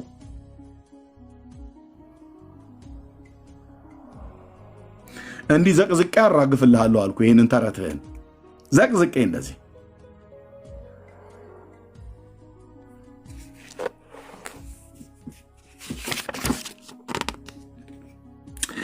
ዳግመኛም ንግስት እሌኒ እጆቻቸውና እግሮቻቸውን በሰንሰለት በዛንጃር አስራ በጨለማ ቤት ውስጥ አኑረው በረሃብ በጽም እንደ ቀድሞ ያስጨንቋቸው ዘንድ ጭፍሮቹን አዘዘች። ጭፍሮቹም ንግስት እሌኒ እንዳዘዘቻቸው ይህንን ሁሉ አደረጉ። እነርሱም በረሃብና በውሃ ጥም እጅግ ተሰቃዩ። ምንድን ነው ይሄ ሁሉ ጉዳይ? ቁራጭ እንጨት ፍለጋ። መልአኩ ለምን አልነገራትም? እኛም ሆን ሌሎች መላእክት አናቅም። በዚህ ጉዳይ ለእኛ ስውር ነው። እግዚአብሔር አላዘዘኝ። ታዲያ እግዚአብሔር ያላዛትን በመልአኩ ልኮ እግዚአብሔር ያላዛትን መስቀል ኬት ያምጡት?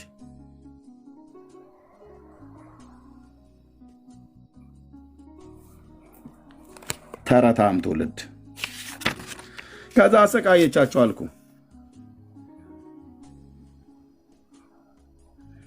ለ300 ዓመት ነው መስቀል ተቀብሮ የቀረው። ከዛስ አሁን ጠብቀኛ እንደ ጠብቁን። እዚህ የጭሱ ክፍል ላይ ደርሰናል። በጣም ረጅም ስለሆነ ማለት ነው። ዘወራ መጋቢት ነው።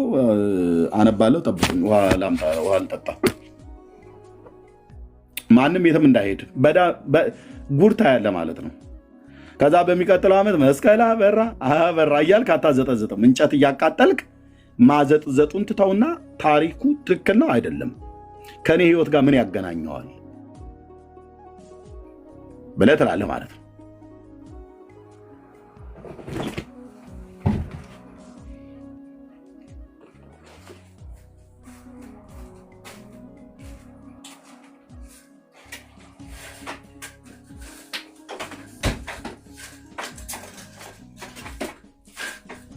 ኮፒ ሊንክ እናድርገው እንጨምረው። 883,000 ነው። 1 ሚሊዮን ቢገባም ጥሩ ነው። ያው እየታገልን ነው ታውቃላችሁ፣ ከኮፒ ሊንክ እና ከሼሩ ብዛት እንጂ የሚምሩት አይደለም። ይሄ ነገር እየተነገረ ይሄንን ሪፖርት አለማድረግ የማይቻላቸው ሰዎች አሉ። ኮፒ ሊንክ እና ሼሩ በጣም ቢበዛ ጥሩ ነው። እንደገና አድ ቱ ስቶሪ የሚለውን ነገር ቀስቷን ከታች ያለችውን ነክተን ስቶሪያችን ላይ አድ እነዚህን ነገሮች እያደረግን እንግዲህ መደገፍ ነው ያለብን። አገልግሎቱን ሼር አድርጎ አታቁሙ። እሱ ሲናገር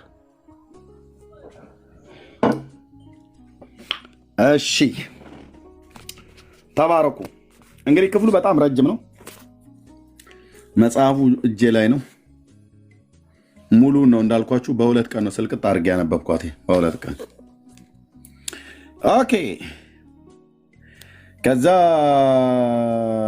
ቁጥር 26 ላይ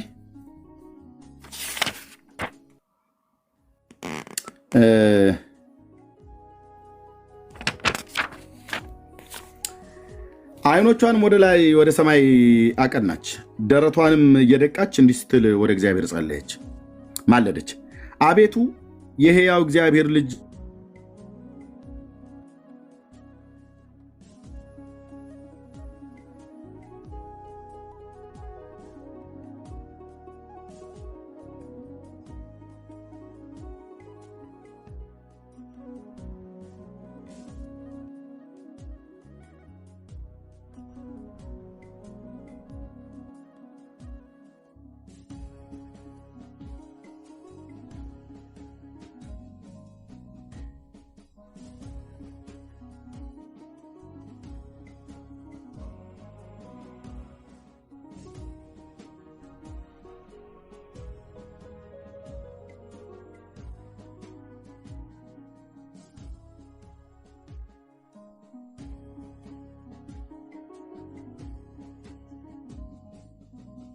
እንዲህም ወደ ልዑል እግዚአብሔር ስትጸልይና ስትለምን ወዲያውኑ በከበረ ደሜ የከበረ መስቀሌን በመንግስትሽ ወራት እሌኒ ሆይ ይገኝልሻል የሚል ቃል 3 ጊዜ ከሰማይ ሰማች። እዛ አገልጋይ እንዴ ከሰማይ ሰማች። ገብርኤል ስመጣ አልገለጠልኝም፣ እግዚአብሔር አላዘዘኝም አላላትም እንዴ? እግዚአብሔር ሐሳቡን ቀይሮ ነው? ኦኬ። አገልጋዬ እሌኒ ሆይ ከጥቂት ወራቶች በኋላ የፈለግሽውን ታገኛለሽና ፈጽሞ ደስ ይበልሽ አላት። ድምፅ ነው የሰማችሁ። ይህን ነገር ከተናገራት በኋላ ያ ቃል ዝም አለ። ከዚህም በኋላ ንግሥት እሌኒ ከእርሷ ጋር ያሉትን ሰራዊቶቿን፣ አገልጋዮቿን፣ የኢየሩሳሌምንም ሀገር ሰዎች ሁሉ እያንዳንዳቸው በአንድ ሰው ሸክም መጠን አንዳንድ ሸክም የወይራ እንጨት ያመጡ ዘንድ አዘዘቻቸው። ወይራ የተራራውን መጠን እስከሚያክል ብዛት የወይራ እንጨቶች አመጡ። የተራራ ያህል ከፍታ ያለው የወይራ እንጨት ተሰበሰበ። ከዚህም በኋላ ንግሥት እሌኒ ይህንን እንጨት በእሳት አቃጥሉት አለቻቸው። በመስከረም ወር 17 ቀን ብዙ ፍም እስኪሆን ድረስ አቃጠሉት። ንግሥት እሌኒም በአንድ ግመል ጭነት መጠን የሚሆን ብዙ ዕጣን አምጥታ በእሳት ውስጥ ጨመረች። ከወይራው ጭስ ጋር ዕጣን ጨመረች። ጢሱም እስከ ሰማይ ድረስ ወጥቶ አንድ አምላክ በሆነ በአብ በወልድ በመንፈስ ቅዱስ መንበር ፊት ሰገደ። ወደ ሰማይ ሄዶ እግዚአብሔር ባለበት ጭስ ለአብና ለወልድ ለመንፈስ ቅዱስ ሰገደ። የወይራ ጭስና የዕጣን ጭስ ተቀላቅሎ ሄዶ በአብ ፊት ሰገደ። ለዚህ ተረት ነው የወልድ ህዝቤ አሜን የሚለው። ሰገደ። ከዚያም እንደ ቀስተ ደመና ሆኖ በመመለስ የጌታችን የክርስቶስ ዕፀ መስቀል አይሁድ ቀብረው በደፈኑት በጎልጎታ ቦታ ላይ ተተከለ። ወርታች ሲመጣ ማለት ነው። ከዛስ ሁለተኛም ወደ ንግሥት እሌኒ የመጡ እነዛ ነቢያት፣ ሐዋርያት፣ ጻድቃን፣ ሰማዕታት፣ ባህታውያን ዕጣን ጨመሩበት። ከሳቸውም በስጋ ሕይወት የመጡ አሉ፣ ከነሳቸውም በአካለ ነፍስም የመጡ አሉ።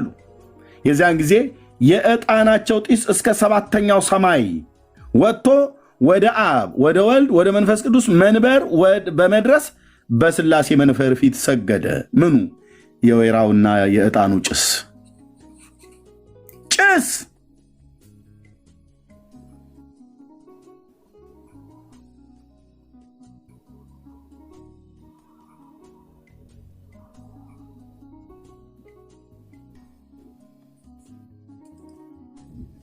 አቤቱ ጌታዬ። ከዚያም የዕጣኑ ጢስ እንደ ቀስተ ደመና ሆኖ ተመልሶ የጌታችን ኢየሱስ ክርስቶስ አይሁድ በቀበሩት በጎልጎታ ተተከለ። ይህም ስሙ ኪራኮስ የሚባል አረጋዊ ማለዳ ተነስቶ ወደ ጎልጎታ ገሰገሰ። እርሱም በለመለመ እርግና ያረጀ ነውና ከባልንጀራው ከአሚኖስ ጋር ለሶስተኛ ጊዜ ዕጣንን አምጥቶ ከእሳት ውስጥ ጨመረ። ኪራኮስና አሚኖስን ሁለቱ አረጋውያን የጨመሩት ዕጣናቸው ጢስ እንደ ቀድሞ እስከ ሰባቱ ሰማይ ወጥቶ አንድ አምላክ በሚሆን በአብ በወልድ በመንፈስ ቅዱስ መንበር ፊት ሰገደ። ጭሱ ለሶስተኛ ጊዜ ማለት ነው። ጭስ በጭሱ ሆኖልሃል መንግሥተ ሰማያት። በሥላሴ መንበር ፊት በአብ በወልድ በመንፈስ ቅዱስ ፊት ወይራ ጭስ፣ ሥላሴ አብ ወልድ መንፈስ ቅዱስ የወይራ ጭስ እየታጠነ ጭስ እየሰገደለት እንዲህ ነው የሚቀለደው። አየህ፣ አትቆሙም ብለን ስንላችሁ በመረጃ ነው። ሰገደ። ወልድ በተቀበረበት መቃብር 300 ዓመት ያህል የክርስቶስ ዕፀ መስቀል ተቀብሮ በኖረበት በጎልጎታ ተተከለ። ጭሱ መጥቶ ማለት ነው።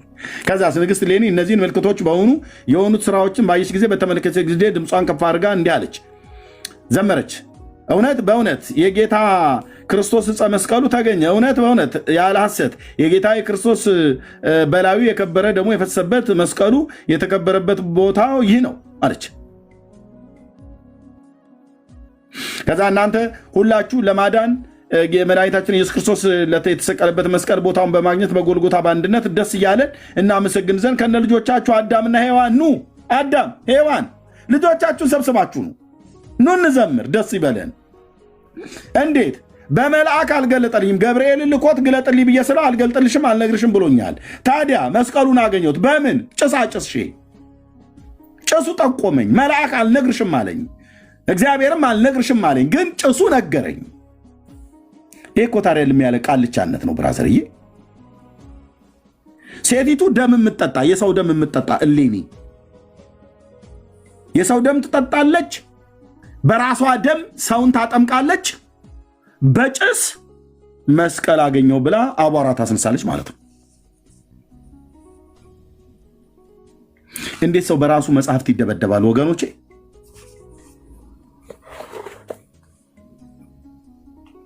እናንተም እኛንም ያድነን ዘንድ መድኃኒታችን ክርስቶስ የተሰቀለበት የመስቀሉ ቦታ እንሆ ተገኝቷልና ፈጽማችሁ ደስ እያለን በአንድነት እልል በማለት እናመሰግን ዘንድ ሄኖክና ኖህ ምን ታደርጋላችሁ? እዛ ቆማችሁ አብረን እናመስግን።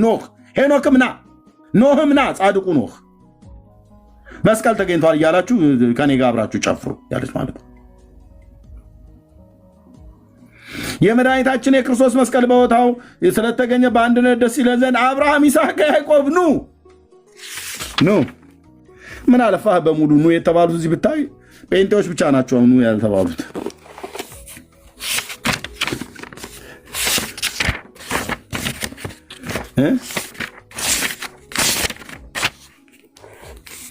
ያው ጭሱ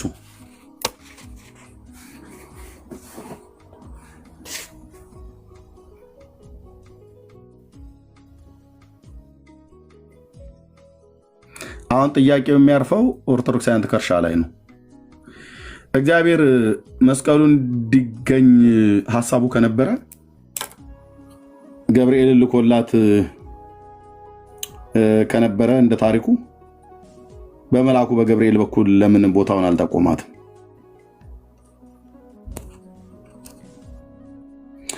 በሐዋርያት ሥራ መጽሐፍ ምዕራፍ 10 ላይ በቆርኔሌዎስ ቤት የተላከው የእግዚአብሔር መልአክ ዘካርያስን ማነው ቆርኔሌዎስን ጸሎት ተሰምቶልሃል፣ ምጽዋት ታስቦልሃል ብሎ ነገረው። ይህም ብቻ አይደለም፣ የምትድንበትን ነገር ይነግርሃልና ጴጥሮስን ከኢዮጴ ከቁርበት ፋቂው ከስምዖን ቤት በእንግድነት ተቀምጧልና ከዛ አስጠራው ብሎ አለው ይላል። ምን የምትድንበትን ነገር ይነግርሃልና። ይሄ ማለት የእግዚአብሔር ቅዱሳን መላእክት የእግዚአብሔር ባሪያዎች እንደነ ቅዱስ ጴጥሮስ አይነት ወንጌል ሰባኪያን ሐዋርያት የት እንዳሉ ከተማ ጠቅሰው የግለሰቡን ቤት ጠቅሰው አስጠራውና አስመጣው ብለው ይላሉ። ምክንያቱም የእግዚአብሔር ሐሳቡ ነውና ሰዎች ሁሉ ይድኑ ዘንድና እውነትን ወደ ማወቅ እንዲደርሱ የእግዚአብሔር ሐሳብ ነውና ቆርኔሌዎስም ያንን እውነት መስማት አለበት ከቅዱስ ጴጥሮስ አፍ። ጴጥሮስ የወንጌል አገልጋይ ነውና ማለት ነው። እንደ ኤርሚያስ መንገር አለበት። ስለዚህም አስጠራው፣ መጣ። ካፌ ቃሉን ትሰሙ ዘንድ አስጠርታችሁኛል ብሎ አላቸው። ጀመረ። ስለ ኢየሱስ ክርስቶስ አፉን ከፈተና መስበክ ጀመረ። ከገሊላ ጀምሮ በይሁዳ የነበረው እናንተ ታስታውሳላችሁ ብሎ ጴጥሮስ ጀመረ ስብከተ ወንጌል። እኔ የምልህ መልአክ ልኮ ሰው የሚድንበትን ነገር እንዲሰሙ ሐዋርያቱን ወንጌል ሰባኪያን አገልጋዮችን የእግዚአብሔር መልአክ አስጠርታ አስመጣ ብሎ ከአፉ ቃል እንዲሰሙ ለነ ጴጥሮስ ይናገራል። የዚህን ያህል አስፈላጊና ኢምፖርታንት ከሆነ ለምንድነው እግዚአብሔር መልአኩን ልኮ እሌኒ ጋር ገብርኤል ከመጣ በኋላ መልአኩን እሌኒ ስጠይቀው ስለ መስቀሉ ነገር እባክህ ጠቁመኝ ብላ ስትለው አይ ለእኛ ለማህበረ መላእክት አንድነት ይሄ ነገር ማወቅ ተስኖናል፣ ድርሱን ማወቅ ተስኖናል። እግዚአብሔርም ይሄ ነገር እንድነግርሽ አልነገረኝም፣ አልገለጠልኝም፣ ስለዚህ አልነግርሽም ብሎ አላት ይላል። መልአክ ያልነገራትን እግዚአብሔር በመልአኩ በኩል ያልተናገራትን እግዚአብሔር በጭስ መራት ብለህ እኛ ላይ ሙድ ስትይዝ ነው፣ ትውልዴ ላይ ሙድ ስትይዝ ነው። እኔ በጣም የሚገርመኝ ኢየሱስ ያድናል።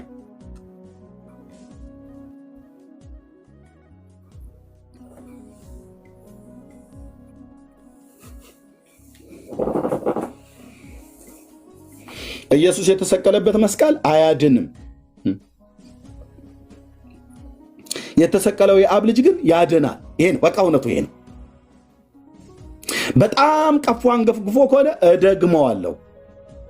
አንተ ከእንጨት ጠርበ የሰራው እነ መምሬ የተሰማ ኪሳቸው የሚይዙት በባርኒሽ የተቀባ ከብረትም ይስራ ከብርም ይስራ ከእንጨትም ይስሩ ከምንም እሱ መስቀል ነው ብለህ ያልከው አያድንም። ማዳን የመስቀሉ አይደለም፣ ማዳን የበጉ ነው። ገልጽ ነው። አስረግጠ ተናገር ኤርሚያስ፣ ተናገር እውነቱን። ማዳን የበጉ ነው። ደህንነት ከእግዚአብሔር ዘንድ እንጂ ከእንጨት ላይ አታገኝም። ፒሪየድ።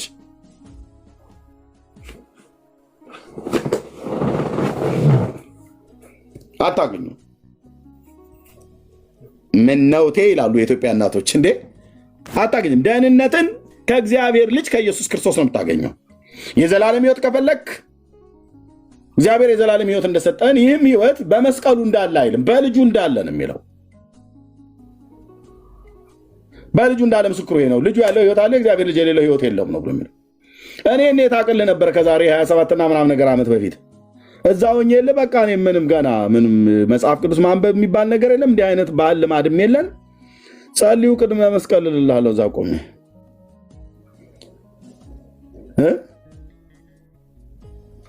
ኩልክሙ መሃይምናን እንዘ ተሕዝዎ በየማን ወትክህዱ ለሰይጣን እስመ ተቀደሰ በደመ መለኮት መድን እያለን ማለት ነው። በዜማ ማዜም ብቻ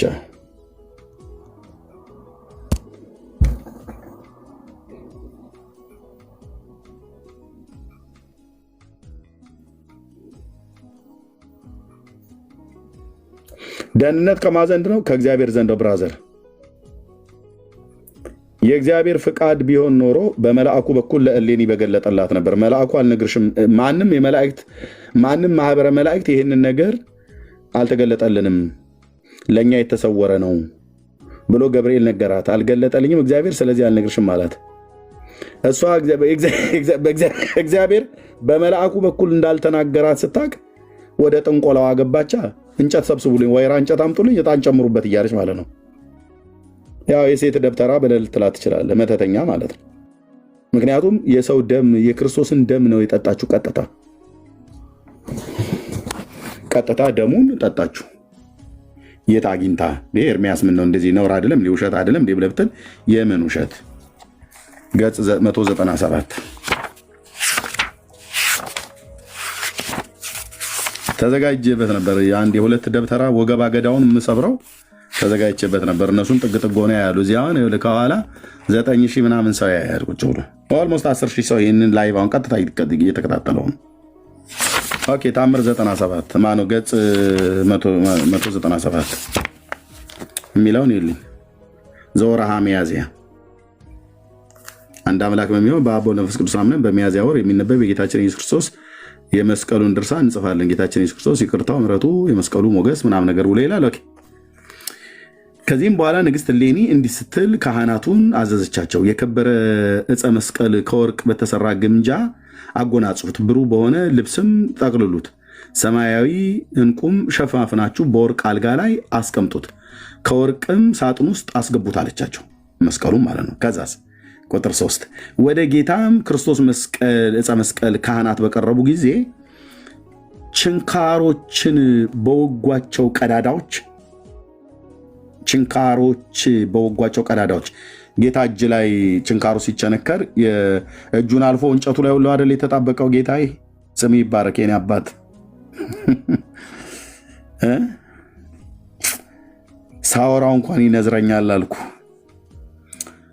ችንካሩ አልፎ ከእንጨቱ ጋር የተጣበቀው እና በዚህ ሲገባ በስቶት አይደል የገባው አካሉን እና ወደ እንጨቱም ሲበሳ በዚህ በኩል ደሙ ከዚህ ውስጥ አብሮ ወደዛ የብረቱ ወደ ገባበት ወደ እንጨቱ ጉድጓድ ውስጥ አብሮ ገብቷል ይላል። ይኸውልህ ወደ ጌታ ክርስቶስም ዕፀ መስቀል ካህናት በቀረቡ ጊዜ ችንካሮች በወጓቸው ቀዳዳዎች ያው አካሉን ከመስቀል ላይ ሲያወርዱት ጲላጦስና ኒቆዲሞስ ለምነው ማነው ከጲላጦስ ለምነው ዮሴፍና ኒቆዲሞስ ያው ምስማሩ ከእጁ ላይ ሁሉ ተነቅሎ ነው የወጡት እና ሲነቅሉት እጁም ላይ ቀዳዳ አለ፣ እንጨት ውስጥም ቀዳዳው አለ የገባበትና ደሙ በገባበት ማነው ምስማሩ በገባበት እንጨት ውስጥ ደሙ ሁሉ አብሮ ገብቷል። በወጓቸው ቀዳዳዎች ደም፣ ወተት፣ ወይንን፣ ዘይት፣ ቅባትንም ሲፈስ አገኙት። መስቀሉ ተቆፍሮ ተገኘ ተብሎ በተባለበት ልብ በሉ ምንም እንደተገኘ በዛ መስቀል ውስጥ በጌታችን ወደ ጌታ ክርስቶስ ዕፀ መስቀል ካህናት በቀረቡ ጊዜ ተቆፍሮ ሲወጣ ማለት ነው። ችንካሮቹ በወጓቸው ቀዳዳዎች ደምን፣ ወተትን፣ ወይንን፣ ቅባትን ሲፈስ አገኙ። ይህም ቅባት የክርስቶስ ወገኖች ጳጳሳትና ነገስታት ታቦታቶች የሚከብሩበት ሜሮን ነው አሉ። ከመስቀል ውስጥ ነው የተገኘው 4 ነገር ደም፣ ወተት፣ ወይን፣ ቅባት። ቅባቱ ለታቦትና ለቄስ መቀቢያ ነው አሉን። ደሙና ወተቱስ ወይኑስ? የደሙን ልንገርህ፣ ወተቱና ወይኑን በኋላ እንደርስበታለን። የደሙን ገጽ 122 ላይ ሳነብ ያገኘሁት እዛው እናያለን። ደሙንስ ገጽ 122 ላይ ንግሥት እሌኒ እንጨትን ሌላ እንጨትን ያልተመዘገበበት አዲስ መጋዝ አምጡ፣ የከበረ ዕፀ መስቀል ከላይ እስከታች ከሁለት ክፈሉት አለቻቸው። ከላይ እስከታች ሰንጥቁት አለቻቸው። ክፈሉት ለሁለት፣ በአዲስ መጋዝ አድርጉት። ካህናቱም ንግሥት እሌኒ እንዳዘዘቻቸው ይህንን የከበረ ዕፀ መስቀል ከሁለት ይከፍሉት ዘንድ በመጋዝ መቁረጥን ጀመሩ። አብረን የምታነበው 10,000 ሰው አብረን የምታነበው ተደብቆ ማንበብ የሚባል ነገር የለም እዚህ። ካህናቱም በአዲስ መጋዝ ይመግዙት ዘንድ ይቆርጡት ዘንድ ማለት ነው ሲጀምሩ ያን ጊዜ ከውስጡ እንደ ውሃ ምንጭ ደም ጎረፈ፣ በበታቹም በተነጠፈ የከበሩ ልብሶች ላይ ወረደ። ሲመግዙት ማለት ነው፣ ሲሰነጥቁት እንደ ጎርፍ ፈሰሰ ደሙ ከዛ እንጨት ውስጥ።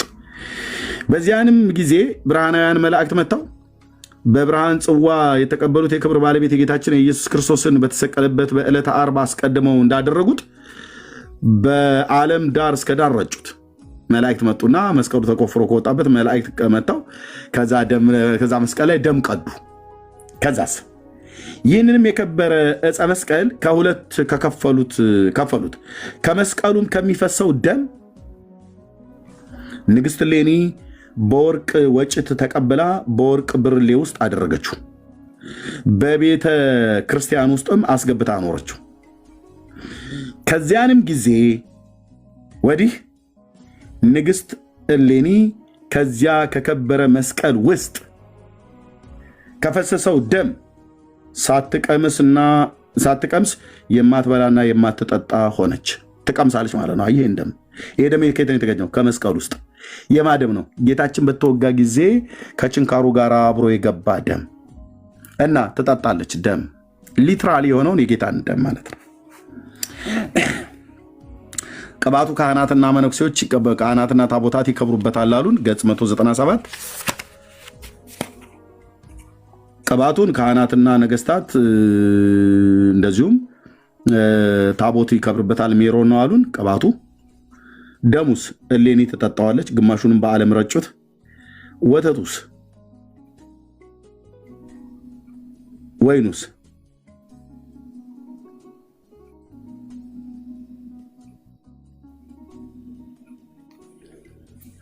ስለዚህ ሴትየዋ ጭራቅ ነች ማለት ነው።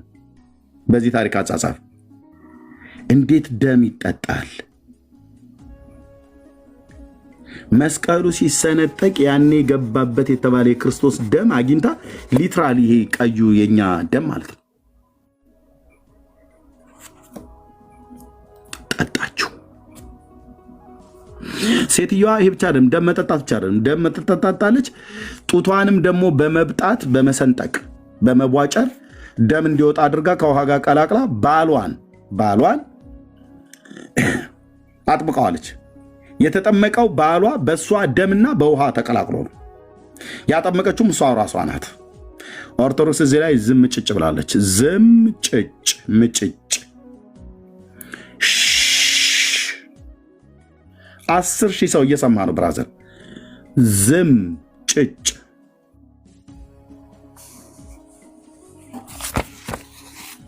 አጥምቀዋለች በራሷ ደም ቀላቅላ።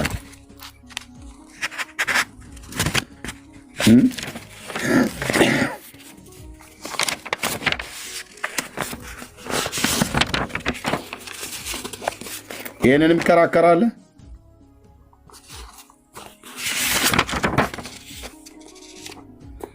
ቁንስጣ የሚባለው ባሏ ነው። ይሄ ሰውዬ ማለት ነው ባሏ ነው። ቆስጠንጢኖስ ልጇ ነው። ቁንስጣን እራሷ እንዳጠመቀችው ነው መጽሐፉ የሚናገረው። ስለዚህ በኦርቶዶክስ ተዋሕዶ ቤተክርስቲያን ሴት ታጠምቃለች ማለት ነው። ለምነው ታዲያ ሴት ፓስተሮች እያላችሁ እኛ ላይ ብለህ የምትለው? ይኸው ቀጥታ ከራስ መጽሐፍና ከራስ ታሪክ ጋር ነው ማጣላህ።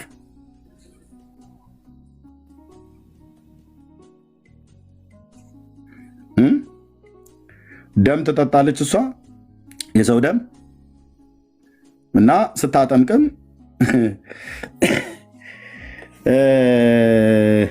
ይህን ነገር ከተናገረ በኋላ ንጉሱ ቁንስጣ እንዲህ አለ። ከሁሉም ከቤተሰቦቹም ጋር ቆይ ከዚህ ጋር ለምን አልጀምረው ወንድምዬ? ኦኬ ምን አለችው? እሺ የከበረች እሌኒ እጆቿን ወደ ሰማይ ዘርግታ ወደ አሸናፊ ወደ እግዚአብሔር እንዲህ ስል ጸለየች። ስትጸልይ እርሷም ወዳለችበት ወደ ንጉሱ ገብቶ አንቺ ሴት ለእኔ ሚስት ትሆኝ ዘንድ እሻለሁ አላት። ቁንስጣ ማለት ነው። እሷም ጌታዬ እንዲህ ይሆናልን?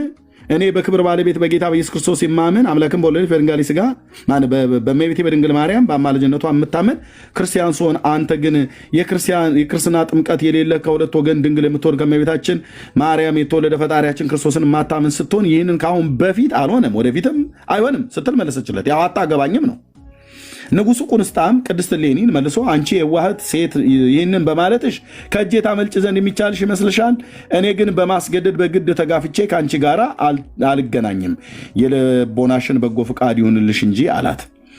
የከበረች እሌኒ ከዚህ ንጉስ እጅ ማምለጥ እንደማይቻላት ባወቀች ጊዜ ጡቷን በመብጣት በመሰንጠቅ በመቧጨር በመቅደድ ጡቷን በመብጣት ደም አውጥታ ከቤቷ አጠገብ ካለ ውሃ ውስጥ ጨመረችውና ጌታዬ ንጉሥ ሆይ አለችው። ቁንስጣን ማለት ነው ባሏን።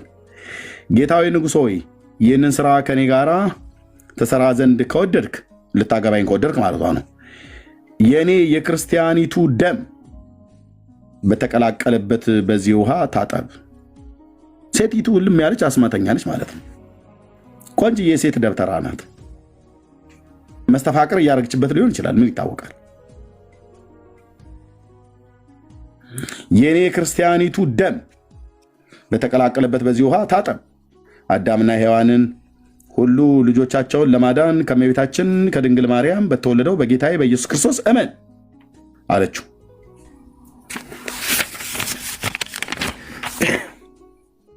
ቁጥር 16 ገጽ 146 ማለት ነው። ይህ ንጉሱን ቅድስት እሌኒ ይህ ንጉስን ቅድስት እሌኒ እሺ እንደወደድሽ ይሆንልሽ፣ ልብሽ የወደደውን ሁሉ ፈጽምልሻለሁ አላት።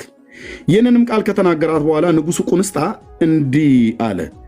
ከሁሉ ከቤተሰቦቹ ጋር አዳምን ያድነው ዘንድ ለልጆቹ ሁሉ በከበረ ዕፀ መስቀል ላይ በተሰቀለው በጌታችን በኢየሱስ ክርስቶስ ስም እንጠመቃለን በማለት የቅድስት እሌኒ ደም የክርስቶስ ደም አይደለም፣ ልብ በሉ።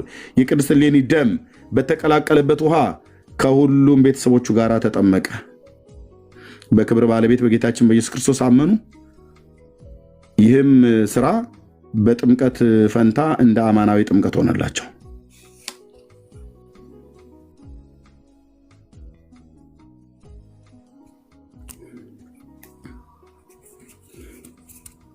በሉ አሁን ከቤተሰብ ጋር ተነጋገርበት። ጓደኛ ጋር ምን ይመስልሻል? በዚህ ጉዳይ ላይ ምንድነው የተረዳሽው ብለህ ጠይቅ። እዛው ከእናትህ ከሚስትህ ከአክስትህ ከአማትህ ከምራትህ ጋር እዛው ተጠያይቅ። ተናገር እውነቱን። እዚህ እንገልጠዋለን ከወንድሞቼ ጋር ነን።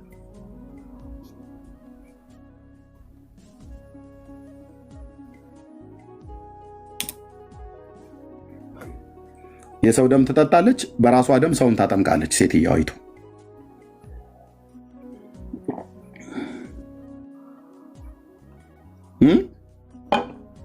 የራሷን ደም ጡቷን በመብጣት ማለት በመቅደድ በመሞንጨር በመሰንጠቅ ደም ከጡቶቿ ታወጣለና ውሃ ውስጥ ጨምርና በደሜ በተቀላቀለ ውሃ ውስጥ ግባና ከነ ቤተሰቦች ተጠመቅ ብላ ባሏን የራሷ ደም በተቀላቀለ ውሃ ውስጥ አጠመቀችው። የክርስቶስን ደግሞ መጋዙ ሲሰነጥቀው የክርስቶስን ደም ያኔ የተፈሰሰውን አገኘችውና በወርቅ ዕቃ ውስጥ አድርጋ ከዛስ ተጠጣው ነበር። ቀዩን ደም ማለት ነው። ጭራቅ ትላለች የኔ አያት ስትናደድ። ይሄ የሰው ጭራቅነት ማለት ነው። ሌሎች ቢመጡ በደንብ እንደዚህ የሚያወራ ሰው በደንብ አውቃለሁ ብሎ የሚል ሰው ቢመጣ ከዚህ ጀምሬ ነው የምገልጠው። ከአንድ ጀምሮ ማለት ነው። ከዚህ ከመቅደሙ ጀምሮ ማለት ነው ያለ ክፍል 1 ይህን መጽሐፍ የደረሰው ማን ነው? የክብር መድኃኒት የክብር ባለቤት የኢየሱስ ክርስቶስ ስለተሰቀለበት ዕፀ መስቀሉ ከተቀበረበት ከጎልጎታ ጉድጓድ እንዴት እንደወጣና ይህን ድርሳን የደረሰው የጻፈው የቅድስት ሀገር የኢየሩሳሌም ፓስተር የሆነው ይላል ኤጲስቆጶስ አባ መቃሪዎስ ነው። ሙሉ ወንጌል አጽፋ መሰረ ክርስቶስ እንትን ብላ እጇ ረጅምን አስገብታ አትበል። አሳታሚው ደብረ ሊባኖስ አንድነት ገዳም ነው።